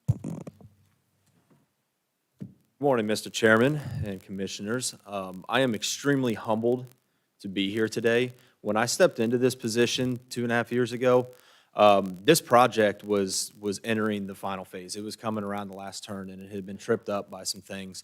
And I want to thank you guys for your support, because I've played very little in this. So I'm very humbled to be up here representing the Carver Foundation. But it was because of your guys' support and the hard work of Mr. Cameron and Mrs. Petito that this project was able to get to a point to where we could complete it. And we've hit some hurdles along the way, but you guys and Mr. Cameron have been wonderful working with. And I just want to thank you guys for all of your hard work, your continued support in making this happen. So thank you. Thank you. Well, thank you both very much. We look forward to getting it done.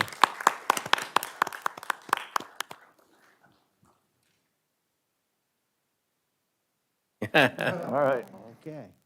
All right. Oh, look. All righty. So we'll now move on to our community outreach portion of our agenda.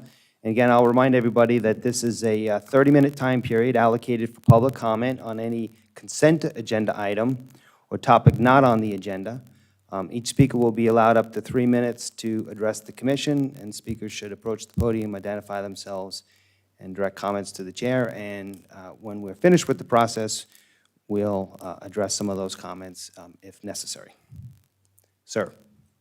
Good morning, Chairman O'Brien Jr., Vice Chairman Mullins, Chairman Sullivan, Chairman Hanson, Chairman Dance, County Attorney Hadid. My name is Raymond Anthony Crown. I work at Environmental Land Services. I am glad I got off early today and went to the DMV and tax collector because I would like to address 2 issues. I've gone to the Chamber of Commerce on State Road 100 at the airport twice, and they've been closed, I imagine due to COVID, but it is a disgrace to the United States of America that the flag on the pole there is ripped on the end and needs to be retired to the VFW post 8696 and a new flag putting up. The other thing is I would like to address all the litter in Palm Coast. I took my own time to clean up the median between north and southbound US 1 at Royal Palms and picked up a whole bag of litter and about 250 cigarette butts, beer cans, peanut shells, snot rags, paper towels like I just picked up in the bathroom and wiped the sink clean. People were honking at me. Ladies gave me a thumbs up. I showed the before and after pictures. I picked them up with my bare hands. I washed my hands with 12 squirts of antibacterial soap and washed my camera with bleach at my mechanic, Mr. Sebastian Martin of Sebastian's One Stop Automotive. And a lady gave me $5 at Racetrack last night. I clean up Racetrack and Circle K. They give me free Slurpees.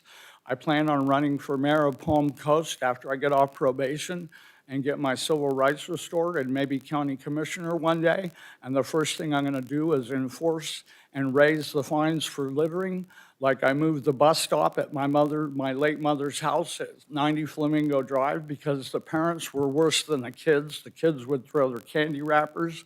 The parents would throw their cigarette butts, and I got sick of cleaning up litter every day, so I moved the bus stop down the street.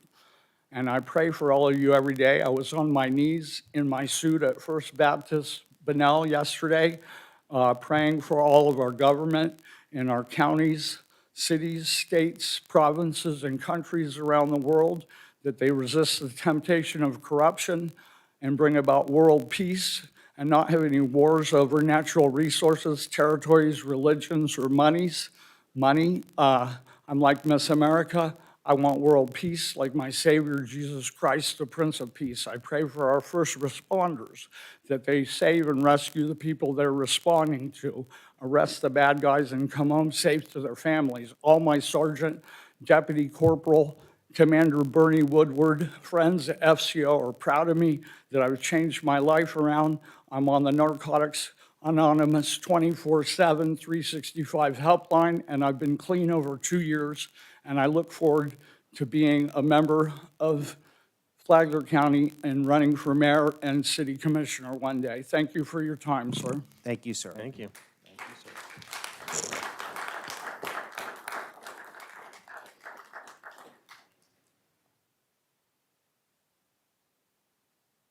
Morning, Ms. Henry.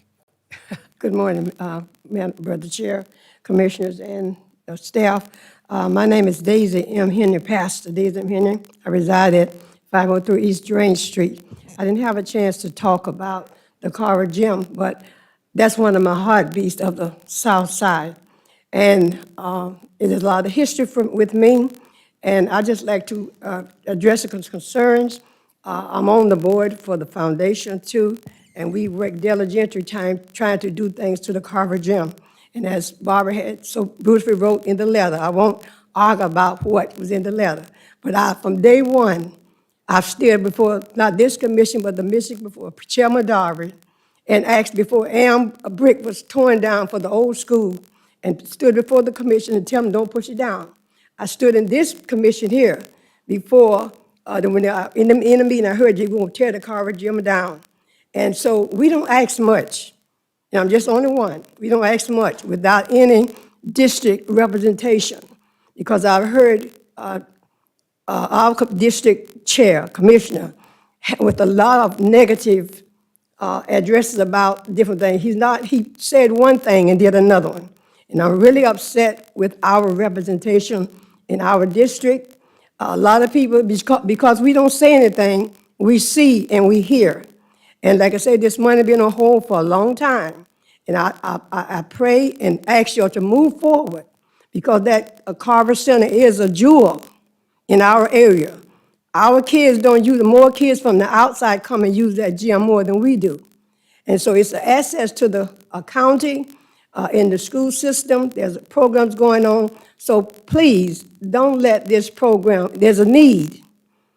I have my summer camp, and my heart grieves when I utilize the inside for 6 to 8 weeks, and the kids that's not in my program have to stand on outside and peer in.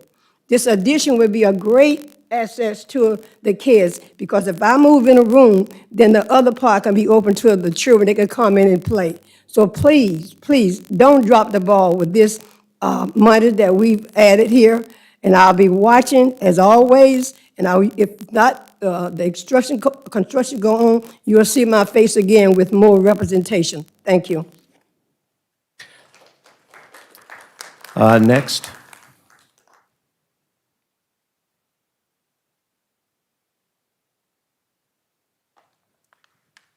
Hello, Mr. Chairman, Yeah. Commissioners. My name is Ruben Torres. I live on beautiful southwest Bunnell. It's an unincorporated road. We've been there for over 35 years. It's peaceful, quiet, beautiful area, part of Flagler County, which we love. And we have these new neighbors that moved in, and they have a land clearing business. And they have dozens of trucks going in and out all the time on a dirt road, which gives us clouds of dust We can't go outside a lot of times because of the dust and the noise of the trucks waking us up early in the morning. We have tried to tell drivers to slow down, which minimizes the dust, which we don't get very positive response. We get a lot of negative response, a lot of third fingers, and they're not very kind. I talked to the owner, they put water down sometimes they don't, to keep the dust down, but it's very loud, it's not quiet anymore, it's not peaceful, and we're seniors there. We like to live in peace, and somehow we can't anymore. And I'm asking, the business is good because it's for Flagler County, and they represent and they employ a lot of people. I'm just asking for them to find another way in and out. Please have your business, it's great for Flagler County, but leave our peaceful area to us, like we used to have for 35 years. And that's all I'm asking, if the commission can help them or anybody can help them find their own way in and out of their own business. And that's all I have. Thank you very much for listening to me. Okay, thank you, Mr. Torres. Next speaker, please.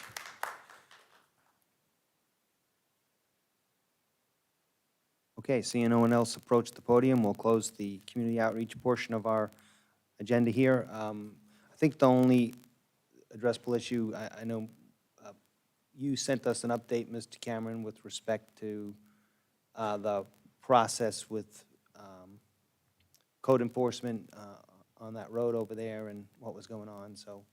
Yes, we have addressed that a couple of times. I'll look back into it. That's where there are no covenants and restrictions. They depend strictly upon the code and zoning. And it's very difficult to enforce if they're complying with existing codes and zoning. Okay, thank you. All right, so we'll move on to the consent agenda, and we have a number of items on there, so I'll start with you, Commissioner Dance. Anything to pull from the agenda? No, sir. Commissioner Hanson? I have nothing, sir. Mr. Mullins? Commissioner Sullivan? Nothing. And the chair doesn't have any, so with that, I'll entertain a motion for approval of the consent agenda. Mr. Chair, I move that we approve the consent agenda. Second. We have a motion and a second. All those in favor of approval of the consent agenda, please signify by saying aye. Aye. Aye. None opposed. That motion carries unanimously. We move on to general business, and we have item 8A, which is a discussion of our 21-22 budget process or guidelines. Mr. Chair, John Brower, Financial Services. Yes, sir, I'd like to come in front of you each year to kind of kick off, in a way, the new budget process. Want to share with you the guidelines that we're going to use to create the FY22 budget. We come to you each year again to show you and everyone else that they're aware that we're starting the budget process and general principles to be used to create the budget moving forward. Some of this information is based on best practices, like the reserves. Some are based on assumptions, like property tax increase at this point, and some are based on listening to the board over the last year or so. There's no formal action being requested from the board today, and of course, today or any other time moving forward throughout the process, the board can make an adjustment to the budget and how we're creating it.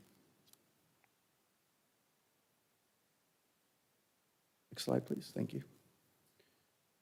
So this year for FY22, we're going to create the budget using the same millage rate as we have in the previous couple years, I guess. It's 8.1297. We're going to incorporate a 5% increase in taxable property values. That's just based on assumptions from a few different sources. We try to be conservative in this because we'd rather have a higher growth and a lower growth have to take away money as we are building a budget. Last year, I think we also did 5%. Turned out to be a little over 6%. So we're going to use 1% CPI. We use CPI for a few things in the budget, including a resolution that the board passed a few years ago for COLA. 5% reserve for contingency. We're going to use that's best practices, and of course, the FRS rates. Looks like I did some calculations, anywhere between 4 and 7% increase in those, at least the way they are listed in the Senate bill currently at the state level. It's no secret that over the last year and a half, we've been really focusing on building up our reserves. And thanks to spending moderation from the budget, or from the constitutional officers and the departments, due to chasing revenue that was due to the county over the last few years, like the Medicaid or Medicare stuff, the selling of surplus properties, and clearly the largest impact has been COVID and CARES Act reimbursement to the county for its personal services, which is a large number. It looks very promising that we're going to meet our, at the time was a medium goal of 2 to 3 years from now to meet this goal this year potentially. Just waiting on the audit to confirm the FY20 numbers. Of course, our ultimate goal is 3/12 of our operating revenue, and that's due to us being a coastal community and the possibility of at any time having a large storm and really needing some cash. This all leading to, once again, us not expecting to issue any tax anticipation notes for cash flow purposes in the beginning of the fiscal year. We're going to create a 5-year CIP. The first year, that's going to be a funded CIP, and we're going to work towards increasing that to make it at a level more commensurate for what we really need our CIP to do and our capital maintenance kind of things to do to try to keep up. We've been deferring maintenance for years now to try to build up that reserve level, and it's been working, but of course we have really pressing needs. Same goes with the rolling stock replacement budget. These both are all competing for general fund dollars. So again, it's been working, but you know, our fleet is aging and it's increasing our cost for maintenance, those type of things.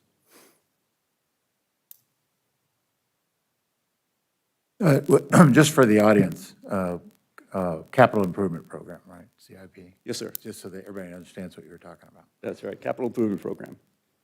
And we're really, we actually had the CIP, capital improvement program, kick off last week. We have a new policy in place. The board adopted that for starting on last October 1st. And so we're sticking to that, and we're going to be real regimented in the CIP moving forward.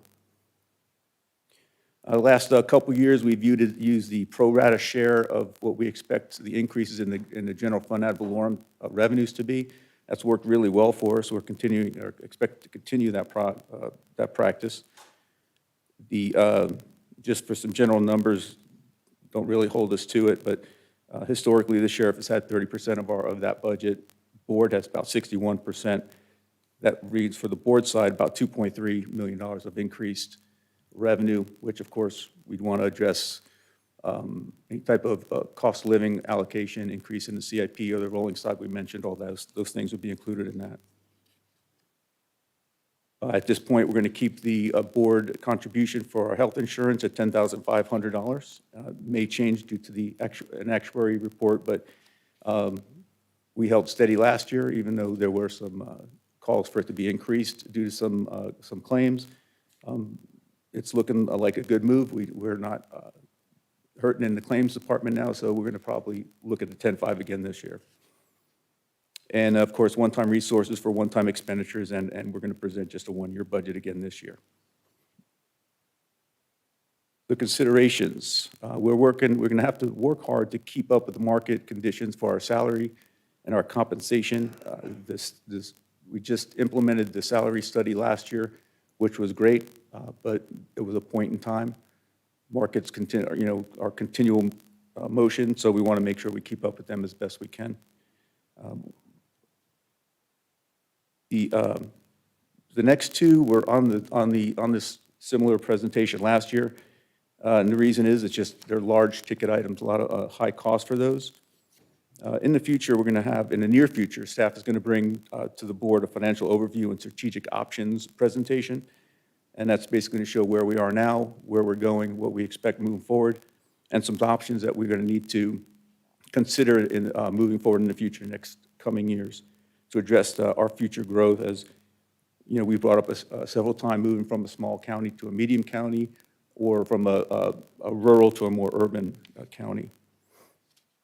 And we believe that at some point in the near future, 2, 3, 4 years from now, that changes are going to need to be made in terms of our funding.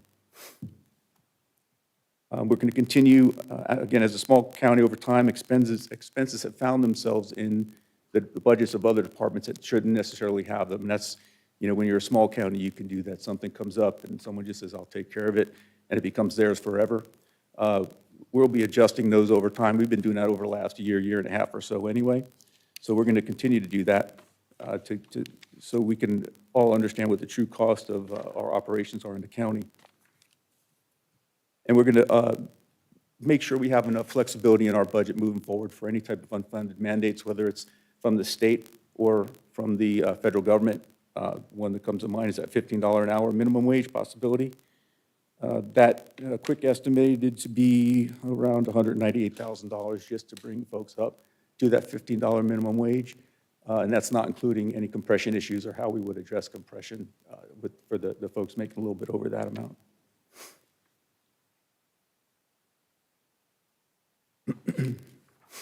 So moving into the calendar, so everyone kind of gets an idea of the process in the next, was it 6, 7 months or so moving forward.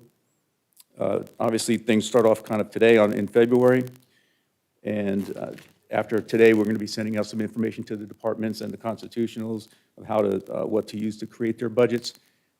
That'll be all this month. They'll be due next month, all the budgets, decision units, all the requests, including the first year of the CIP. Due from the CIP team, it's the first year for that, so we're excited about that. In April, the rest of the CIP is due from the team, and the budget team continues to work on the submitted department budgets, and in addition, the other budgets that are not necessarily department-related, like debt service and pooled non-departmental costs, those types of things. In May, the beginning of May, the constitutional officers, based on a resolution the board signed last year, will submit their certified budgets by May 1st. And also in the middle, I guess in the middle of the year, or middle of the month this year, the county administrator will conduct his budget hearings, very similar to last year, where we go over all the budgets of the departments and in an open way.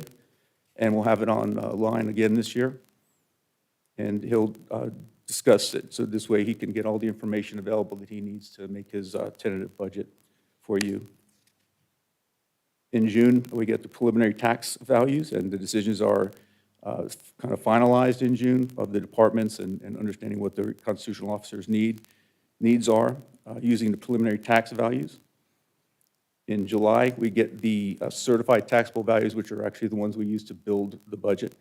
We'll incorporate that into the tentative budget and then come to you shortly after that to have you receive the tentative budget and also set the proposed millage rates and assessment rates. The month of August is really an adjustment month. Any type of adjustments that need to be made that the board would like, any discussions they would like, we certainly have them in that month. And finishing up in September with our 2 public hearings. The first one currently scheduled for the 8th to adopt the proposed millage rates and the adjusted tentative budget. And the second public hearing on the 20th to adopt the final millage rates and the final budget. So that's the process in a nutshell, Mr. Chair. Be happy to answer any questions you'd like. Commissioners? Just want to stress that the public's invited, correct, to the budget? They can call in or? We'll have a mechanism. I'm not sure that the technology behind it, but it'd be very much like last year, where it's going to be a Zoom created thing, so we can tape it, have it on YouTube or wherever we place it. Yes, they'll be able to call in as well as the commissioners. Commissioner? Right. This is kind of tangential to what we're talking about here, but we've scheduled a workshop to discuss the sheriff's budget coming up here fairly soon. And I'm a little confused because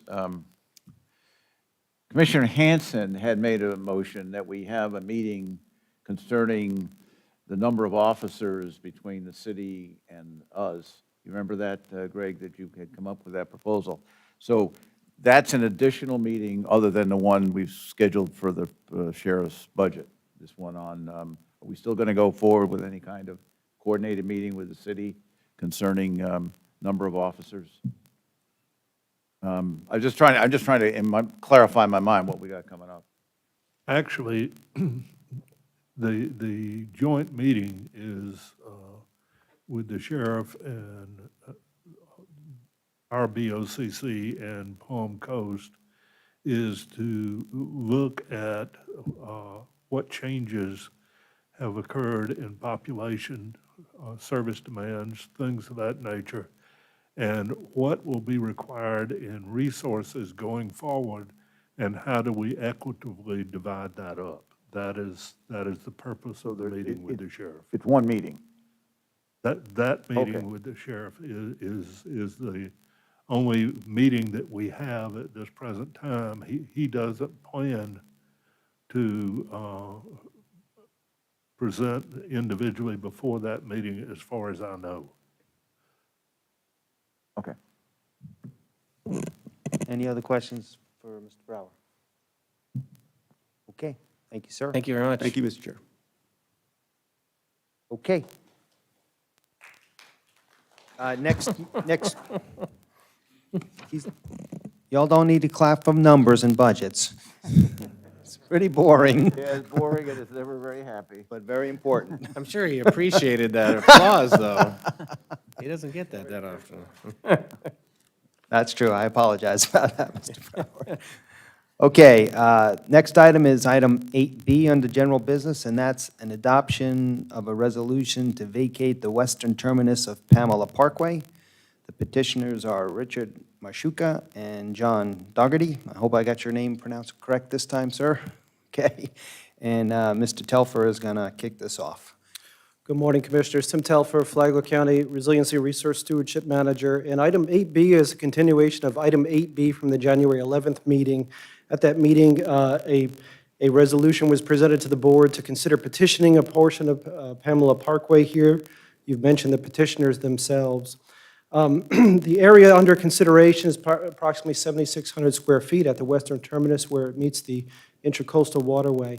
At the January 11th meeting, the board passed a motion instructing staff to do three things. Number one was to return at the February 1st meeting to reconsider this item. Number two was to post a sign in the neighborhood advising the neighbors of this request. And number three was to draft a drainage easement for consideration underneath this potential vacation area.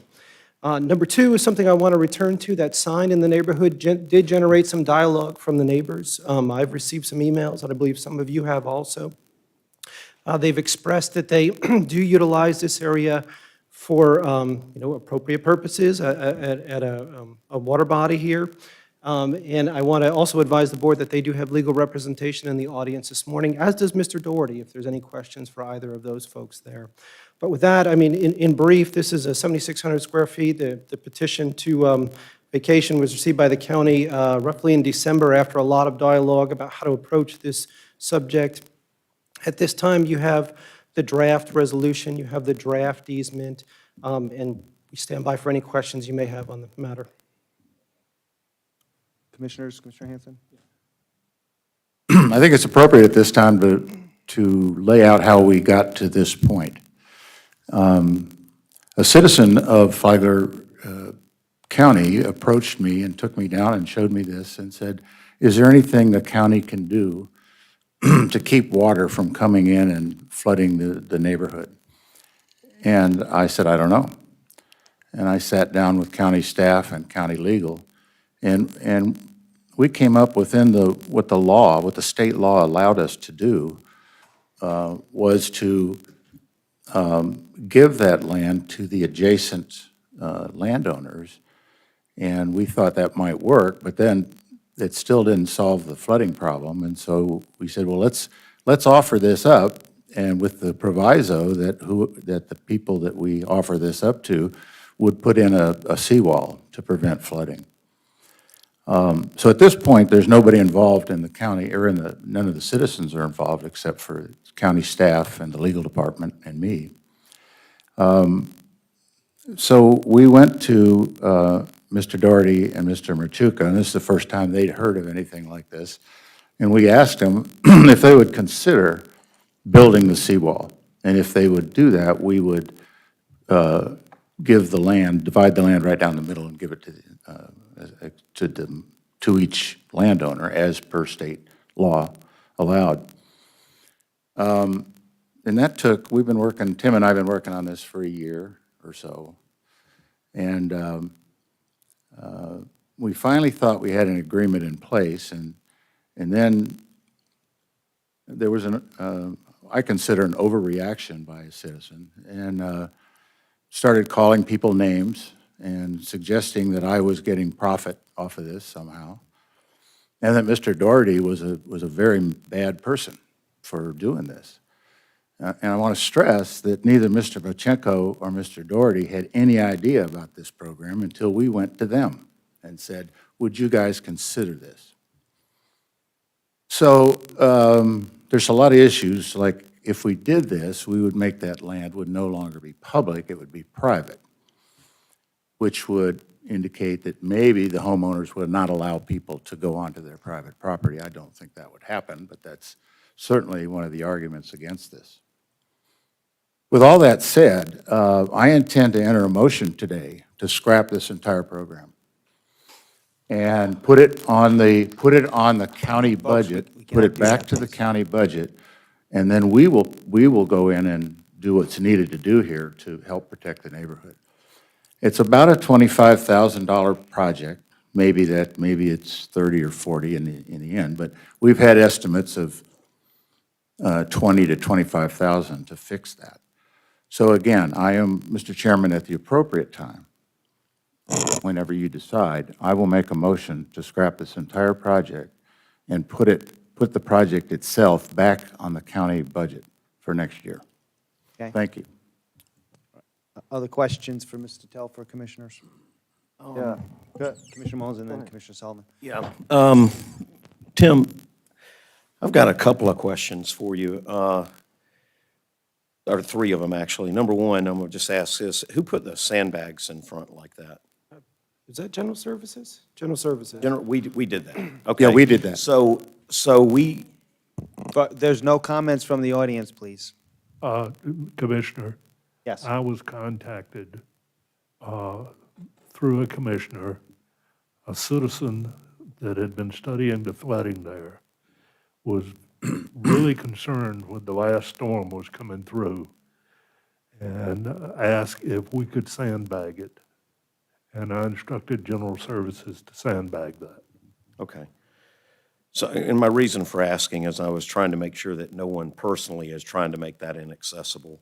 So it was used to help retain the water. So there is a water issue there. Number two, I went out there and looked at this past weekend, and I can't see a lot of active, if these have been sitting there that long, I can't see a lot of active people using that ramp. That concerns me. Number three, the biggest one I would ask is, if the county is talking about addressing this, are we talking about building a seawall there? Are we talking about doing away with it and building a seawall, or what are we talking about doing? So that was the concept that Commissioner Hanson just forwarded. The item that would be placed in the budget would be to construct a seawall out here for flood mitigation. So we would basically table it today to build the seawall that they're talking about building. So this boat ramp's going to go away regardless. Right, and I also want to point out, this is not a boat ramp that we maintain. It's not like Right. Bing's Landing where we have an active management program. So it's no different if a citizen does it or we do it, because a few of the emails that I've seen are concerns that we're taking the boat ramp away. So the county's we're looking at the county expense of doing it, or we're looking at individuals doing it. But the goal is to get rid of the boat ramp. So I don't want to speak for the citizens in the neighborhood there. I think the crux of their issue is that they do utilize the area for other purposes. That may be launching a kayak or fishing or just viewing the sunset, and they are disappointed that that area would no longer be available to the public if it is vacated. Right. But even if we don't vacate it, I want to just get this clear. We're talking about building a wall there, so they're not going to be able to drop a kayak in there. We could look into accommodations, but it does challenge the launching of a kayak. A kayak is not something that is easily launched from a wall there. It's easier to Right. just walk into the water. Okay. Commissioner Sullivan. Right. I also went out and looked at the area. Number one, there's, for boat launching and that, there's no parking available there. Number two, this was put in many, many years ago. Kind of a couple of messages I got were talking back to 1964. Since then, we've done things like we've put in Bing's Landing that has a kayak launch facility. It has excellent boat ramps. They're protected from wakes from other boats coming by and things like that. So this is our property now. It looks just the way it's seen in this picture here. It's not, it isn't being used that much because the grass was in good shape there. A lot of people have been going across there back and forth with cars. It isn't happening now. I like the thought, Mr. Hanson is going to cost us more money, but it keeps it open for people once the wall's in, where they could still walk down there and go fishing and things like that. But so my other question is, if you notice the wall to the left where the white picket fence is, notice the height there, and notice the height at the northern property. They're a different height. So whoever was going to put the wall in, was there any thought as to the height? Would it be at the height of the property to the north or the height of the property where the wall is to the south? Well, I don't want to speak for the citizens there, but I have heard from both of them individually that both of those seawalls need repair, and conceivably at the time of repair, they'd also incorporate in this additional seawall construction project. That may involve elevating the height of these walls also. Okay, and then the benches that are over there, which is on the county property, see that chair, and there's some wooden stakes and things like that. I think it provides a very significant safety hazard there as it exists right now for people falling or getting stuck. And the boat ramp itself is in disrepair. It's been hit by hurricanes, so on and so forth. So at this point, I'm willing to hear additional comments, but that's kind of where I am on it. Mr. Cameron you had something here, and then we'll go to Commissioner Dance. I think it's a bit of a misnomer to call this a boat ramp. It's actually a right-of-way. It's an extension of the parkway that just terminates at the intercoastal waterway. And if it were a boat ramp, it would be maintained similar to the other boat ramps that we have. Now, that's not saying you can't launch a small boat or a kayak from it, but that's not an official boat ramp for Flagler County. That's not something that we advertise for people to use. In fact, in today's land development codes and the technical reviews, we would not allow that right-of-way there. I mean, it serves no transportation purpose. And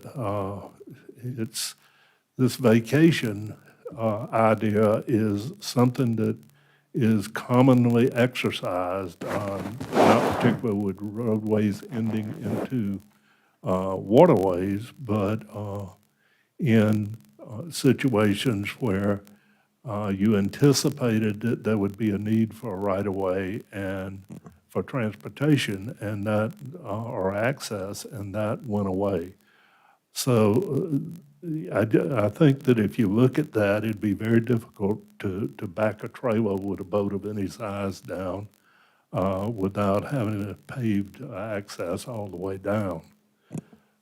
My only question is I'm advised by Mr. Telfer that we have over a dozen of these similar type right-of-ways that end into the intercoastal. Is it the desire to take and evaluate each one of those and see if we need to treat it in a similar fashion. That would be good to have staff to understand whether or not that's the pleasure of the commission, or are we just talking about this one instance? We do have a case where an elderly lady continued down the parkway and ran off into the intercoastal and drowned at that point. So we do need to do something for safety. Commissioner Dance.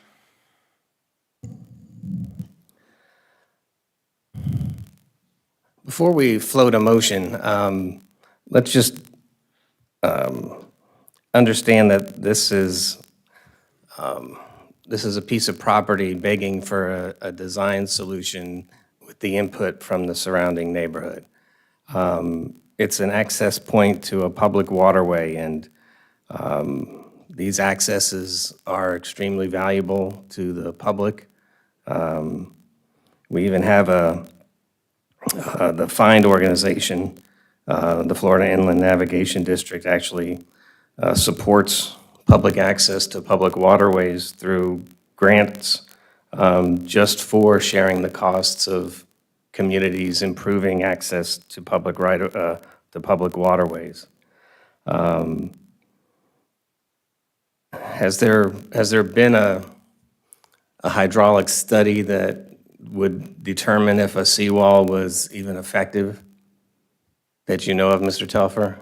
No, I'm not, I'm not aware of a study. The extent of our analysis was to have a professional in the industry go out and give us a cost estimate for the construction of a seawall, but there was not a hydraulic study.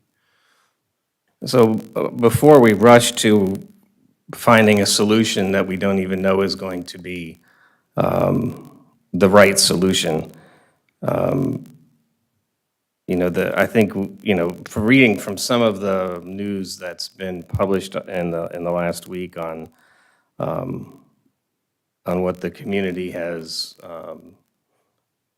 been arguing is,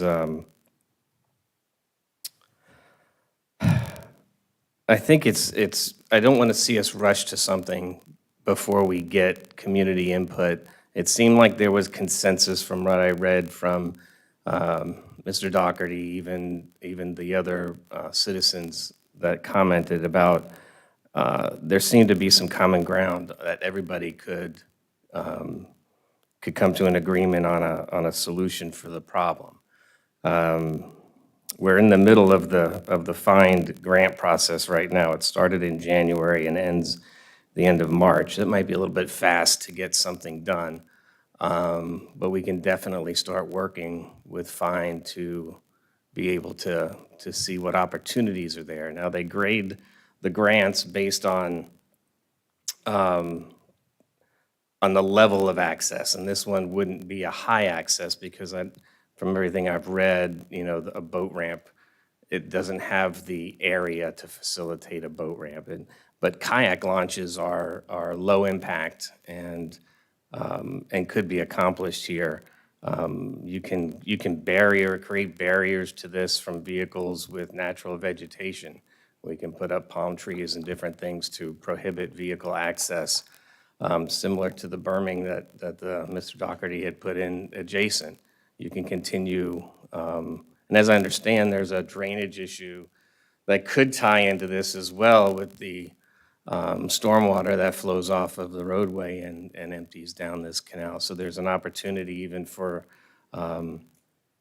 using natural vegetation to slow that runoff and be able to accomplish a couple things. So I think I'm good with trying to find a solution. I think the direction to have, maybe not to have staff rush and put up a seawall is to have a professional look at the hydraulics, the grading. Because even if we put a seawall here, the school board property is a weak point. They don't have a seawall to the south of the property, and that is a low spot that in a flood instance is going to, you put the seawall there, it's going to come around the next lowest point, and that's around to the south, which could still flood the neighborhood. So that's my only concerns about rushing to put forward a solution. I think we should try and work with Find and see if we can put something together by the end of the grant cycle. It might give us a phased approach to where we can get them to fund some of the either the engineering or the other hydraulic studies, and then a following year maybe come up with the detailed design that we could present. I think we need a community meeting with everybody there to kind of go over the positives and negatives and what they want to see and come to an agreement within the community of what they would like to see there. But in my opinion, it's a public access to a public waterway. You know, we live in Florida. That's what people move to Florida for, is to be able to have access to these waterways. And I would rather see us embrace these more than cut them off. And, you know, I've had a long conversation with Mr. Doherty. I understand the problems with the property that he has and the other resident to the north. I've read the letters from the other residents and just think that there's a common solution to this if we reach out to the community and actually have professionals look at this and come up with a design solution. Commissioner Mullins? I want to make this statement on the seawall and if it works or not. I mean, of course, the seawall is going to work. That's why when you're looking around, they're all over. So we know a seawall is going to work. I'm concerned about a couple of things. Commissioner Sullivan brought up something that really raises the parking. I didn't think about that. There really isn't any parking. There is liability there for the county on this, having this area there. It needs a lot of work. This isn't just an opening. It doesn't look like something the county would own. And my concern, again, would be the liability of it. And if we're talking about having the whole county shoulder a seawall or the private individual, I don't see what the difference is. If you put a seawall, it's going away. If you don't, then it's going to need a lot of work. And that's what Bing's Landing is there for and some of the other ones. Now,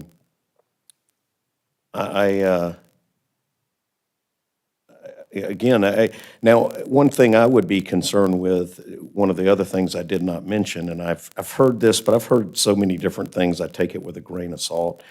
If the county deeds this over and we need it later for water retention, someone made the comment that the people that were getting it said, well, you can have it, but you got to pay for access.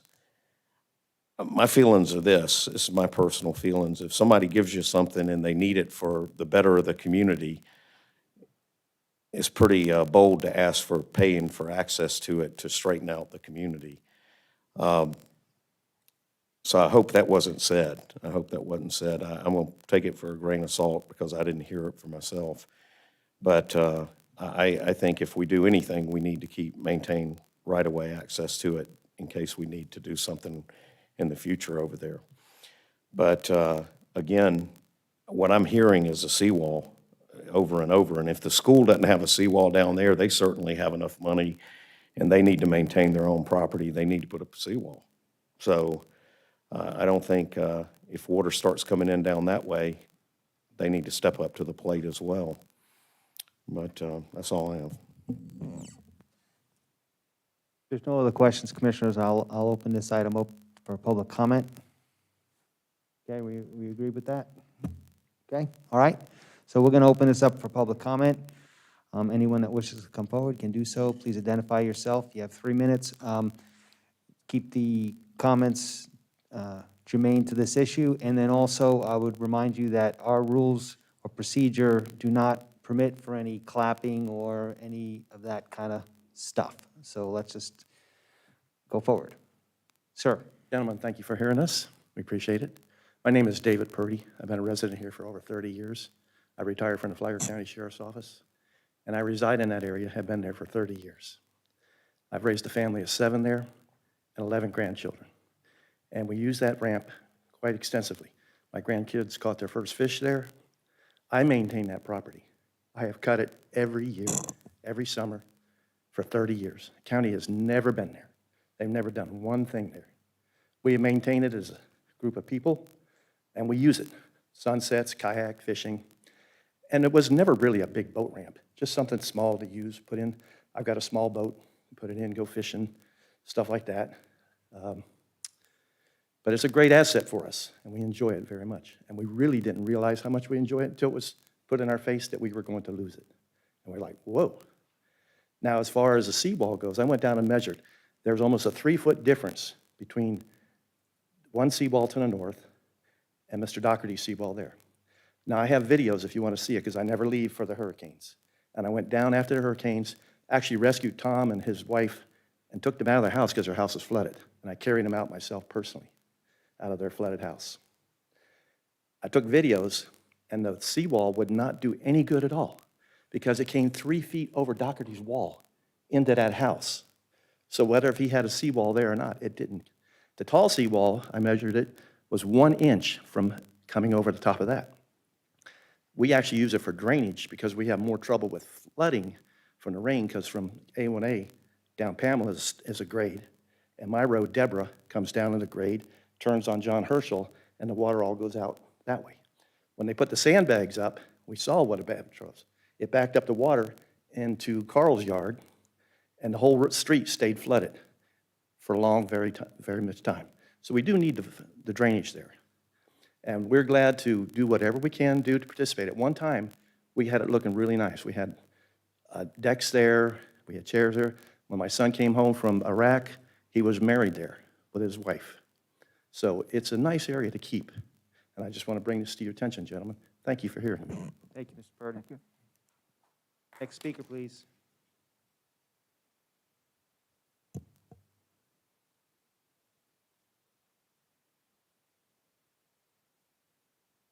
Good morning.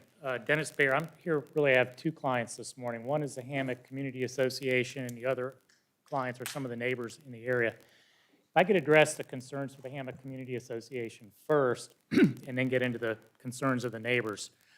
About 2 weeks ago, I met with the board of directors for the Hammock Community Association, and they said that one of their #1 priorities for this year was to identify lands to protect from development in the Hammock area. Preserve public access. You know, Flagler County has a long, rich history of preserving public access to its waterways and to its beaches, and that's what HCA would like to continue to do. They're concerned that if we eliminate public access here, then the next 12 sections or next 11 right-of-ways could go as well. We have communicated with Janet Zimmerman at the Florida Inland Navigation District. They're very willing to work with us. Seems to me that the county should have a strategy in working with HCA and some of the neighbors out there. How are we going to address all 12 of these right-of-ways? Is there one funding program that we can come up with from FIND to fund the studies? You know, you're going to have the same issues at the other locations. Stormwater, access, and a seawall doesn't have to be a vertical seawall. You know, the DEP actually prefers it if you use the riprap seawalls. When we had to replace my seawall, that's what we went with. Provides more habitat protection. It's easier for access. So just because you have a seawall doesn't mean you're going to automatically lose access at that location. So HCA would like to have a workshop, work with the county, and discuss not just Pamela Park, but the other access points as well, and come up with a cohesive, comprehensive strategy that looks at access, looks at property protection, and looks at stormwater issues as well. And I did reach out to Mr. Dougherty's attorney. We just both got engaged late in the game, and so we really haven't had a chance to start a dialogue. But you could even keep title to the property. You can give them an easement if they need to bring in some kind of return when they do their new seawall, that they could use a portion of the property to deal with that. But I would just caution you, let's don't lose public access at this location. You know, we got a long ways to go till hurricane season. We've got time. Let's have a workshop and engage the citizens, not just the ones on the waterfront that stand to gain from this. I don't want to call it a giveaway, but you know, doing some rough analysis, the value of this property is anywhere between $85,000 and $125,000. I haven't done an appraisal, but that's just looking at front foot cost for waterfront property. So we haven't had an appraisal done. We haven't had an engineering analysis done. It just seems to me that Let's take a little bit of time. We can still get it done before hurricane season, but that's my concern from HCA. The neighbors' concerns, as mentioned by Mr. Purdy, there did used to be a dock out there, and this is a picture of the dock. Mr. Dougherty even signed the petition to try to convince the county not to remove the dock from that location in coordination with what the neighbors were trying to do, but the dock was removed. So historically, there have been some improvements at this area that have provided for the public access. Safety issue, coquina boulders, plantings, there's some pretty easy, quick fixes to keep any other cars from having the tragic Thanks, Mr. outcome Mayor. we had before. And I would request some additional time since I do have the other clients, and I'm almost done. No, we're going to move on to the next speaker. Thank you. But I did say I have 2 clients, so. Well, we'll just move on to the next speaker. Thank you.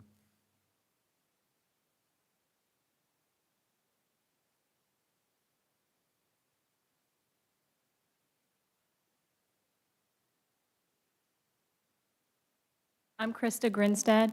I live at 21 Pamela Parkway. I'm directly adjacent, across the street, from the Intercoastal Waterway access. I'm not even going to call it a boat ramp because I don't want to argue about that. I want to call it Intercoastal Waterway access. This is a usable property that my kids have used all summer long for years since we've moved in there. I don't know if you've seen some of the pictures, but it was unusable for a period of time because there were some concrete boulders that were brought in. I don't know, did the county bring those in? Concrete boulders? Did you guys bring those in? We're not, just make your comments, please. Okay, We're not, I'm just saying, it was unusable because there were concrete boulders that were brought in there, so just want to make a point of that. I do want to also mention that petition. John did sign it back in 2019 to keep the boat ramp and the dock. That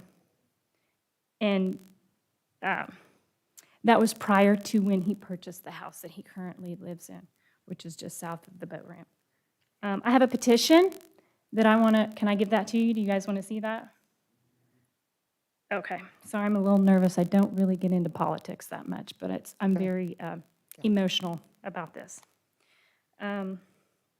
I have 161 signatures online for a petition to save this intercoastal waterway access. It's from people in the hammock. It's also from people that come out of town and they utilize this property. I have about 200 altogether. Some are handwritten signatures. Okay, let me just mention a couple things. I did also contact the FIND program, and I did take some pictures. They did a super nice job. Just down the way, Green Road ramp, very similar to our property that we're talking about here. Similar in size, similar in use.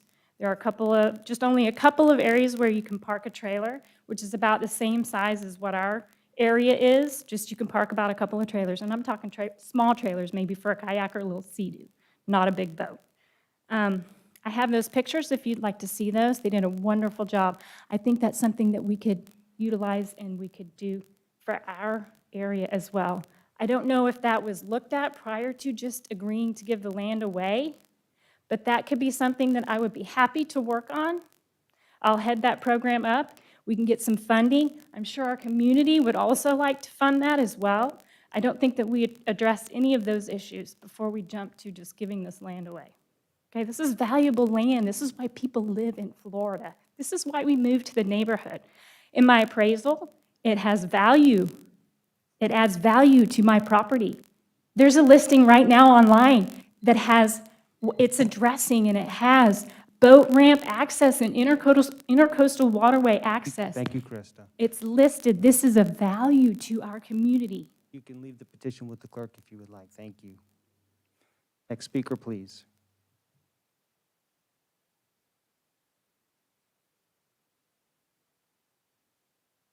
If you're going to speak, folks, please be ready so we can keep this moving along.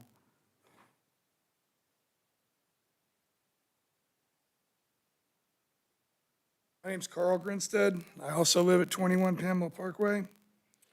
What we're dealing with here, to address a couple of things, the difference between Mr. Dougherty putting up a seawall and the county putting up a seawall, is Mr. Doherty could then put up a big berm and a fence, and then we no longer can even see the water, sir. So that definitely makes a big difference.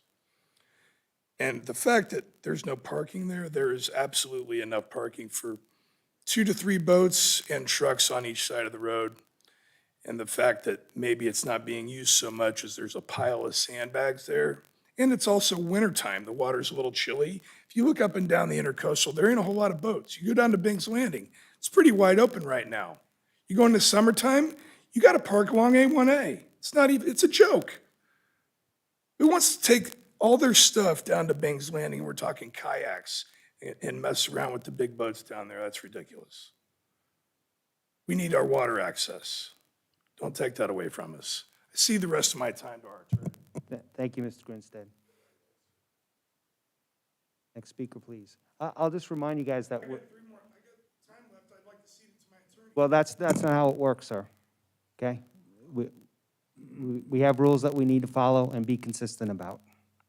Hi, my name is Sonia Young. I live at 18 Deborah Drive. I've lived there for 22 years. My kids grew up fishing from that area. That was an old original ITT area. I think Likens, when he also developed the area, it was meant for everybody to have water access that lived in the neighborhoods. And I think it would be a shame, and I think it would be, it's of no use to you, but it's extreme use to the value of my property and everybody that lives in there. There was no sign posted. Only one day did I see a sign posted. We were given we have not been able to even had a chance to talk to all the property owners in there. Maybe we can come up with another solution, but I think that anybody that owns a piece of property within that radius would be deeply concerned. I felt like it was kind of pushed through and we weren't notified, which is a little bit upsetting, but I just wanted to make sure that you knew that it would directly affect my property, my value. When I bought my property, it said I had a dock at the end, the road access at the end, and I just hope that you would consider that, because if you lived there and it was your property, you would feel the same way. Thank you. Thank you. Next speaker, please.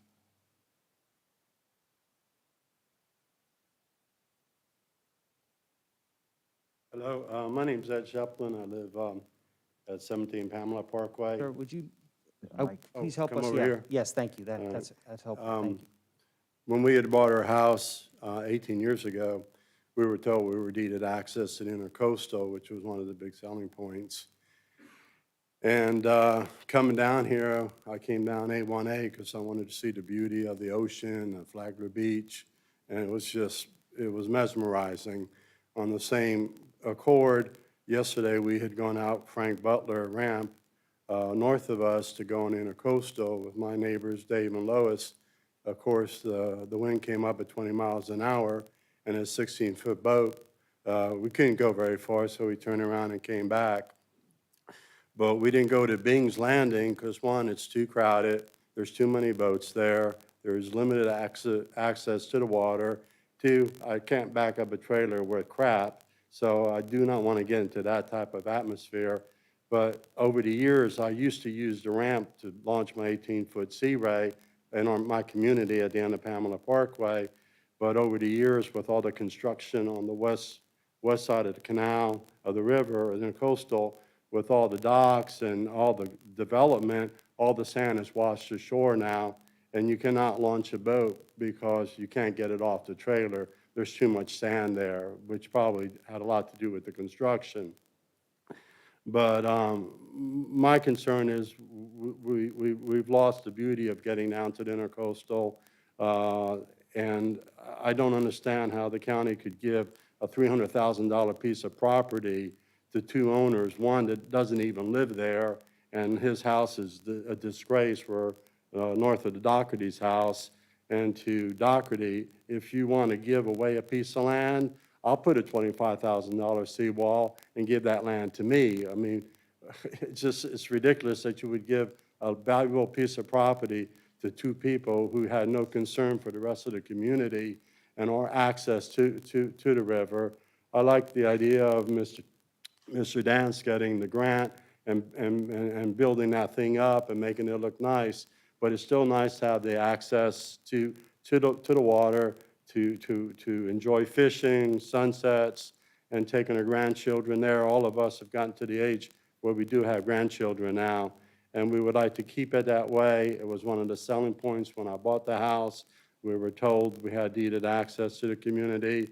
If Likens didn't want it to be access, he would have plotted that as a piece of land and sold it and got the money for it, but he wanted the residents to have a place to get down to the water, and those who couldn't afford to live on the water, and you're taking that away from us. Thank you. Thank you, sir. Next speaker, please.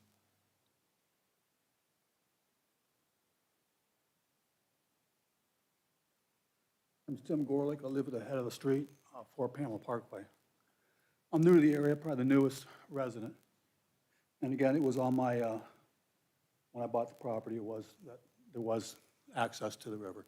Not my property, it's the county's. I know John, and I know the people here behind me, and a lot of them that didn't come. There's a lot of emotion. Okay, we put all that aside.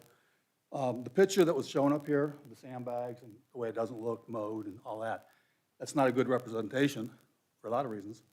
For one, the sandbags are thrown around. The corner of the property, the seawall's not kept up. The seawall to the right, to the right, my understanding is that may not even be on county property. It may be somebody that put it there, shouldn't even be on county property. It's higher, so that has to be thought about as far as what the scope of the seawall is going to be, or whatever the scope of the work's going to be. My next thing is, I think it's been irresponsible for the county or the maintenance department to let it get to this position without something being done prior to it, years ago. And I think it's the responsibility for our taxpaying money to do something that's not rash. And everything I've heard is quite rash. You mentioned a study, a hydraulic study. That's not the only thing that needs to be done. Environmental studies, what really impacts that area, the foundation pads, the areas that flood into it. There's a lot that has to be looked at, and a rash decision should not be made. If it's the hurricane schedule season that we're looking at making a decision by, that's rash also. Put up a temporary barrier, do something different until the decision is made that everybody buys into. That's how you make things work, okay? Thank you. Thank you, sir. Next speaker, please. And I'll just remind the attorneys that this is not a quasi-judicial matter. We are considering the adoption of a resolution to vacate the terminus of a road that the county has. So our procedures are, we have discussion amongst us, we open up the public and decide what we're going to do in this matter. So thank you, sir. Thank you. Good morning, Chairman, Commissioners. Vincent Sullivan, counsel for Mr. Daugherty, property owner to the south. Commissioner, or Chairman, you just hit the nail on the head. This is an unopened right-of-way. It was dedicated to the county on the plat when the plat was originally done. And it has sat there unused by the county since the plat was accepted by the county. This is property that has been used by the community residents over the years, and illegal structures built out there that the county has had to come out and take care of. You have got 2 private landowners before you today that are asking to take the liability and the expense away from the county, plain and simple. Mr. Daugherty has gone to multiple different news outlets saying he does not intend, and he has no intention or desire to take away access to the community members in the community. He's attempting to be a good steward for this community and help this county relieve itself of liability, give it an easement for stormwater on both sides, the 25-foot he would gain, the 25-foot that the property owner to the north would gain. He seeks to be a good steward for this community. And that's what I wanted to come up here and emphasize for you folks today is he's not asking to just be handed this parcel of land that is valuable. Access is important to the community. But this is a 50-foot unopened right-of-way. Commissioner Sullivan, you pointed out the parking issue that was echoed by Commissioner Mullins. Standard parallel parking spots, 8 to 10 foot wide. You do that down both sides of the drive. You take a 50-foot unopened right-of-way, you cut it down to a 30-foot unopened right-of-way. The logistics of being able to back an automobile, kayak, canoe, small john boat, anything like that, down that narrow of a path with opposing traffic, it's asking for trouble. So we would ask that y'all accept as proposed the resolution that you have before you today. Thank you. Any other speakers that haven't spoken yet? Sir, I can't allow you to do that, sir. Thank you. Again, I know some of you don't come to our meetings every day, but we have rules of procedure that we have to follow, and I appreciate that. I'm not trying to be a smart aleck. I'm trying to keep our rules in place. Any other speakers on this matter? Okay, seeing no one come forward, I'm going to close public comment on this matter, bring it back to the commission for further discussion and/or a motion. Commissioner Mullins, I know you chimed in first. I've been sitting here listening to this, and I'm going back and forth with what I think should occur. I just want to bring up a few things. This doesn't seem, the county owns it and it's a public boat ramp. But this doesn't seem like it's a public boat ramp. It's more of a community boat ramp. I don't think for a minute that anyone that lives back there would want a bunch of traffic coming in and cars up and down that road of what the county really could promote that as, and what we should promote it as if it's a public boat ramp. There isn't enough parking in there for it to be a public boat ramp.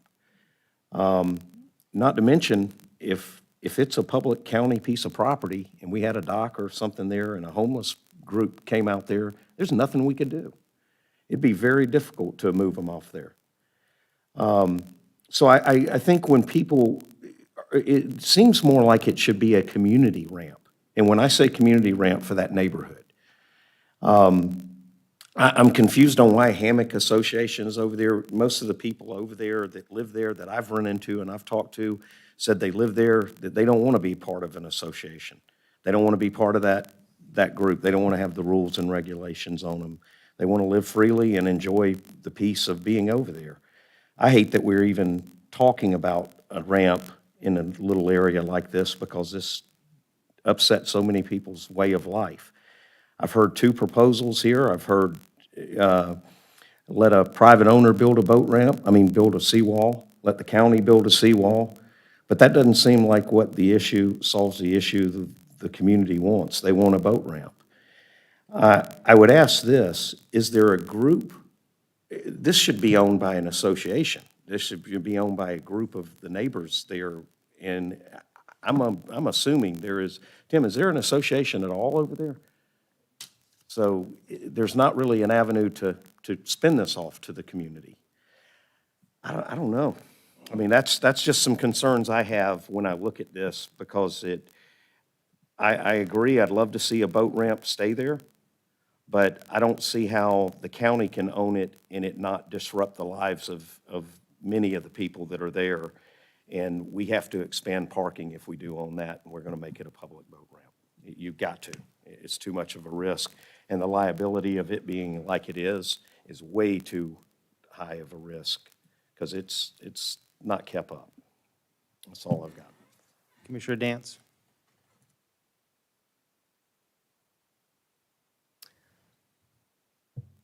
Last meeting, I just kind of put myself in the position of the other residents in the area after having, done some due diligence. If I had actually owned a piece of property and been in that residence in that area for 20, 30 years, how would I feel if the access was gone and I had family that was using it? I fully understand, what was presented to Mr. Doherty and his willingness to step forward. The downside to having the public comment is some of what I've heard, which is not to pit neighbor against neighbor. You guys have to live amongst each other. And Mr. Doherty was brought into this and stepped up, and I don't want to see the community at each other over this issue. I think we have a community meeting and we all come together and agree on a solution. And even after hearing some of the testimony tonight, I fear putting a seawall in there will create unforeseen issues that could be more problematic than the flooding from the intercoastal. You just don't knee-jerk reaction and put something up without doing proper due diligence and study. You've got more issues than just water coming in on storm surges from the intercoastal. You've got heavy rainfall, and where does that stormwater go, and if it's all heading down that road to the intercoastal and we put up a tall seawall, that stormwater's got to go somewhere else. And we don't have area to put in a stormwater pond to catch that runoff before it goes out. So there's a lot of issues that need to be looked at here. And that's part of what having this discussion is about, really. It's taking the time to look at all the problems, the opportunities, the constraints that are associated with with this solution. I would like to see us pursue a community meeting, pursue trying to get some studies in conjunction with FIND, split the cost of some of that analysis, and then spend a year on a design process to where one option that Mr. Bear referred to was, seawalls don't have to be straight vertical. You've got a lot of property there where you can bring through riprap or other means a seawall back in and bring it back toward the road, and then you actually, have room for a kayak launch. I think it doesn't have to be a community-wide boat ramp with parking. It's an access point. I think the neighborhood needs to come up with a solution as to what they want to see there instead of the commissioners trying to come up with what they want to see there. And that will be a long-term solution that everybody will be able to rally for, and jointly maintain it to help the county if they're part of the solution. So those are the things I think we just need to be aware of, is just jumping to solutions without doing the proper study. Commissioner Sullivan? Yeah, I don't think it's beyond the capability of our engineering department to design a seawall that has a drain through it and a proper drain up on land that can take the water from the street through the seawall, and if the intercoastal gets too high, you have a way of blocking it from coming back in. I don't think these are insurmountable problems. I think they can be easily handled, and I just don't think we should come up with reasons not to do it when there are relatively simple solutions. It's done all the time. All right, Commissioners? A motion here. Mr. Chairman, I move that we deny the resolution to vacate the western terminus of Pamela Parkway, and that we assign to our county staff a safe solution for the water management at the end of Pamela Drive. We have a motion. Do we have a second? Second. We have a motion and a second. Further discussion? Commissioner, I would ask if you would consider amending your motion to direct staff to immediately do whatever we have to do to mitigate our liability, because that boat ramp, the way it looks today, is an unsafe condition in terms of the... I would add that to my motion. I don't know what that entails. No, that was my part of the motion where I said, and get staff to go work on this as a solution. But I will add your comment to my motion. And just that they do it immediately. Philosophically, I don't like to hear the fact that we have people taking care of our property in terms of mowing grass or doing anything else. That's our responsibility. Yeah. And I don't know how we fix that, but we need to fix it. Yeah. So. Great. And my second applies. Okay. Okay. So we have a motion and a second. And again, just to be clear, the motion is to deny the resolution of vacation of this western terminus of Pamela Parkway. All those in favor of the motion, please signify by saying aye. Aye. Aye. Aye. Any opposed? We have one up. Commissioner Mullen is opposed, so we have that motion passes 4-1. Okay, thank you, everyone. Mr. Chairman? Yes, sir. Could I get a clarification on that? One of the ways that we could expediently solve that issue is with a berm rather than a seawall. And that's something that could be removed in the future if there's a change in direction. A seawall, I agree, is going to take some study. And My issue is, I don't know what the budgetary impact would be. I'm almost certain we could not get a low-grade boat ramp financed through Find in this season this quickly.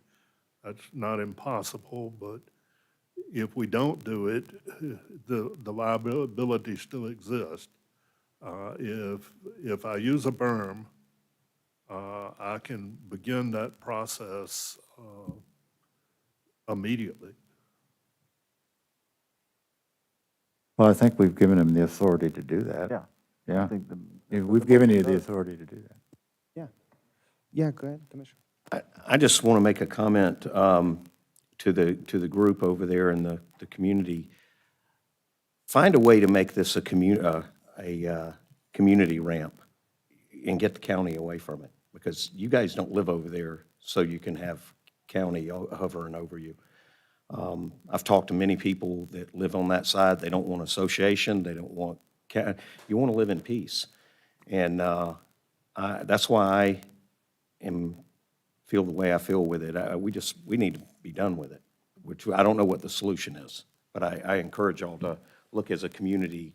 You live over there together, find the solution together. Do you have something else, Commissioner Hanson? Yeah, I was going to say, there's always the option of establishing a special tax district also, so that the community would pay for the improvements. Yeah. And I think that would be a way to go too.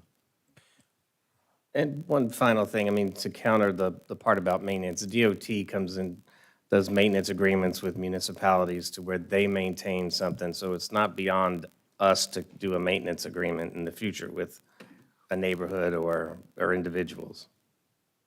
My only point was, right now, there's nothing right now, but. It's haphazard. Yeah. Huge liability. Right. Okay. All right.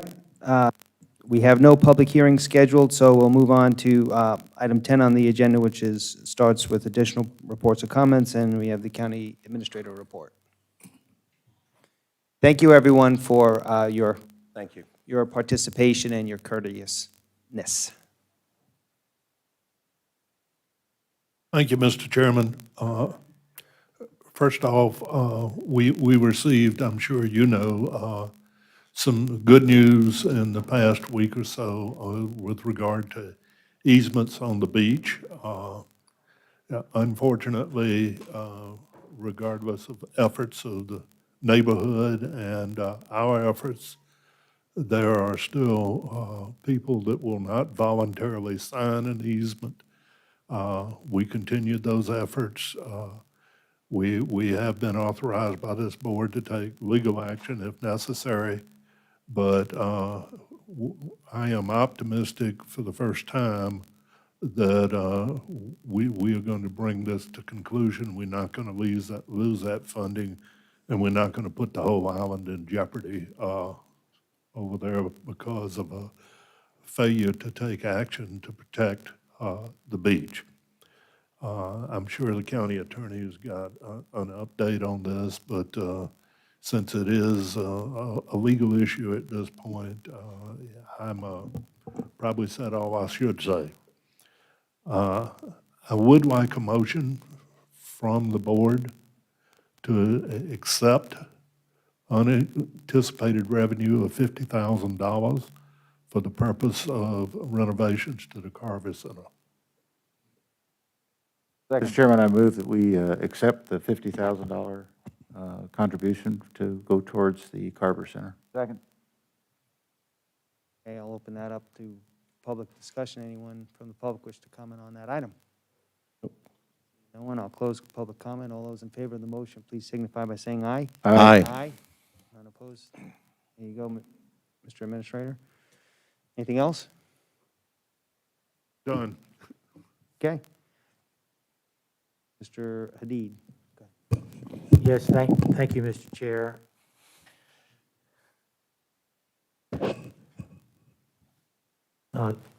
This is a snippet from the webpage that we maintain for the easements in the Army Corps project. And as you can see, we've secured a very substantial amount of the easements, over 90%, but we still have 8 that are outstanding. We're working on 4 that are in progress. We hope to secure those.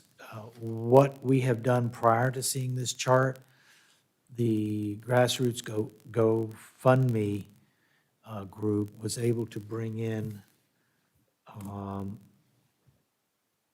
5 easements in the northern area, the northern half of our project. Well, actually, it's more than half, from South 6 down to South 27.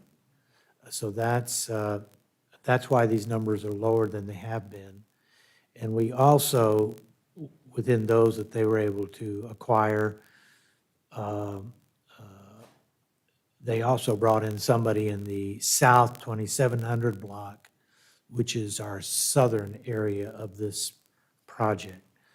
So of the 4 that are in progress, one of them is in that northern area, and the other 3 is in the South 2700 block, just so you understand what the dispersion is.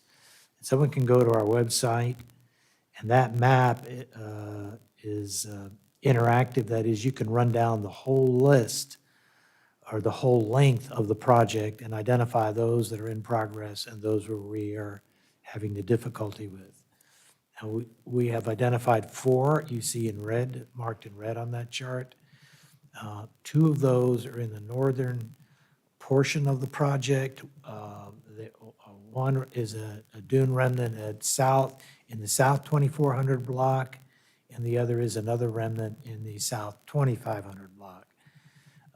This one is going to be one that we will have some legal action in order to secure the easement.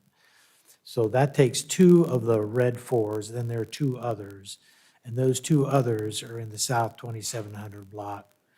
We're obviously going to continue to work on all of these, and as Mr. Cameron has told you, we understand we have the authorization to pursue all the legal remedies we may to secure the project for the community. So unless there are any questions, I don't have anything else to add. I would ask, what's the prognosis on the 4? What do you think?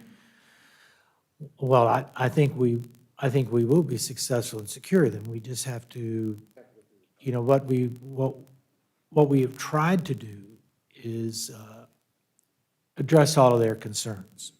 For instance, and just to give you just some understanding, one of the ones in the red states that he is perfectly willing to allow the Army Corps to come in and put the sand in, but he doesn't want to sign the easement. And the Army Corps, as you might imagine, cannot do that. They absolutely cannot do that. He said he'd be willing to sign a one-time easement. In other words, okay, I'll sign an easement for one time. So therefore, he gets around the problem of, well, the Army Corps can't do something as the federal government without the permission of the landowner. But then the Army Corps replies, well, I mean, thank you, but that can't help us because we're going to operate a 50-year program. So if there's a presidentially declared storm after we've renourished and we've got to go back and rebuild the beach, we don't want to be sitting there trying to solve a breach, but in doing so, create a new breach, meaning that individual's property. Some, as you know, have been concerned about the views that would come post-construction, and we have, aside from being quite prominent in describing our planting materials, and it is not, the dunes are not going to be any higher than they are now, and the planting material is not going to be different than what presently grows on the dunes of Flagler Beach. So we've codified those in a resolution, as you know. And I know some of this is going over old information. Some are concerned that now the public is going to have access over and across their dunes, and that is not correct. And you codified that in a resolution that you adopted, saying that it is no different than the present rights of the public. That is the customary use of the dry sand beach, and it is limited to that. So we're still going to try to reach out. You know, some felt that they needed to have some compensation paid. And the county is unwilling to do that because we want to have all our funds go toward renourishment.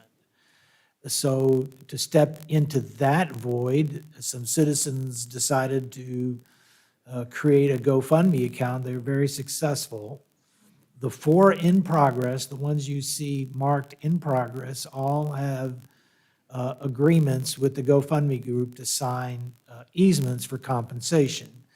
Now, the GoFundMe group is acting independently of the county government, and we're very pleased by their efforts. For instance, they've been able to secure a lot of the holdouts that we had in the stretch of beach between South 6th and South 27th. So we're going to continue to apply all the efforts to obtain voluntary easements, and should it be necessary, we'll not hesitate to use legal means. Did I give you a good sort of spectrum? Okay, anything else, Mr. Adid? No, sir. Thank you. All right. So we'll go to the second community outreach portion for our agenda. And again, as a reminder, this is a 30-minute time period allocated for public comment.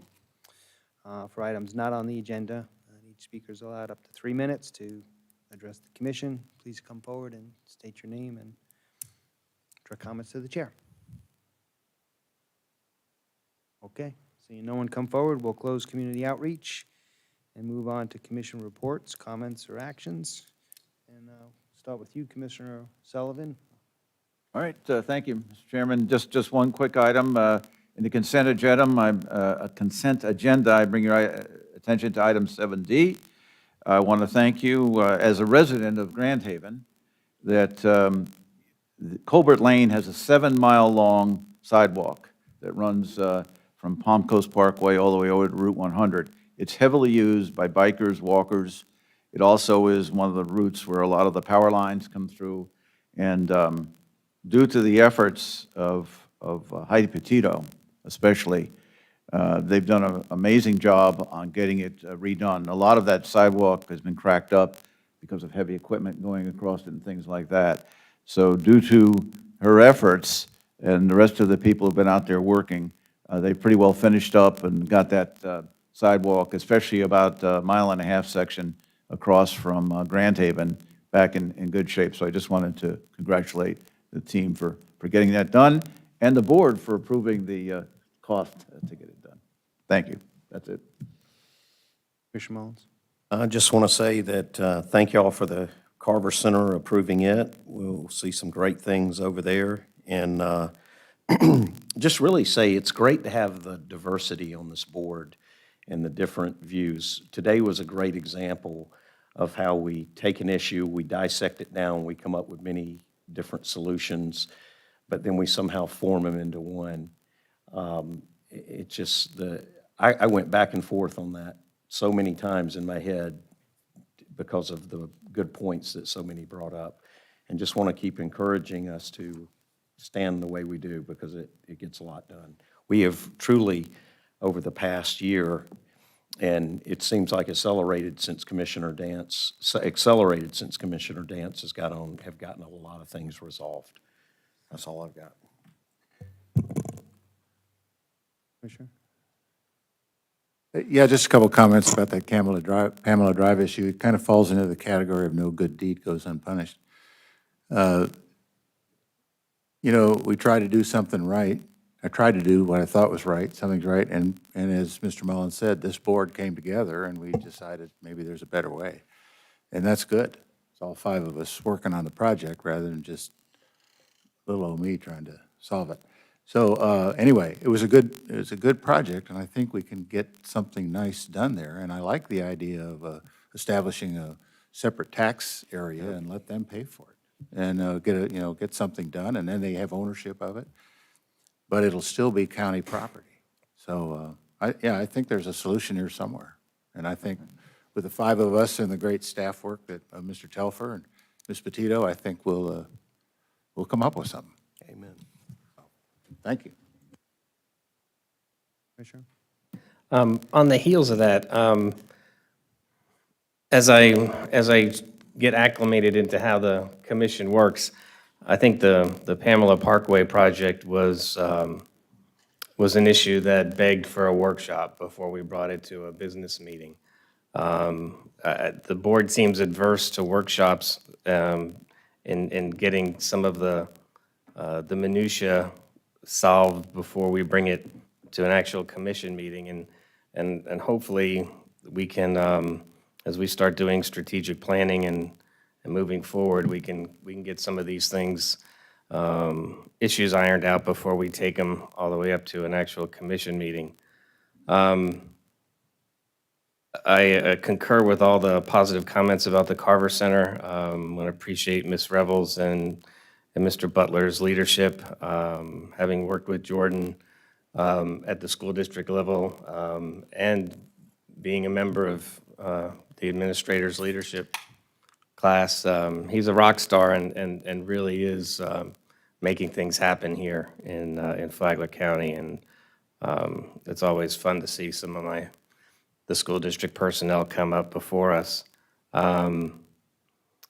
Everybody stay safe. COVID is real. We continue to lose community rock stars. Just this past week, Jimmy Milholland, who I've known forever, is a realtor. And Pat Rizzo, I think I got her name right, but Joe Rizzo's mom passed away. And we just continue to lose really important leaders in the community. So everybody, please stay safe.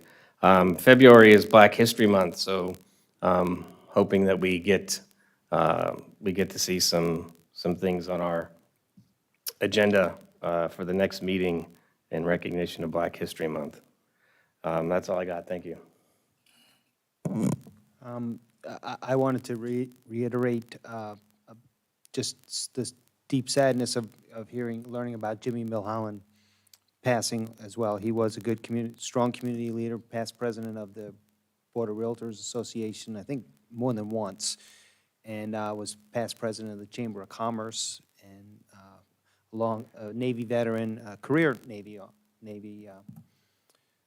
person. So he'll be missed, really sorely be missed. And other than that, I concur with the other comments regarding the Carver Center, and look forward to continued comportment amongst us on our commission. So with that, I'll entertain a motion for adjournment. Move we adjourn.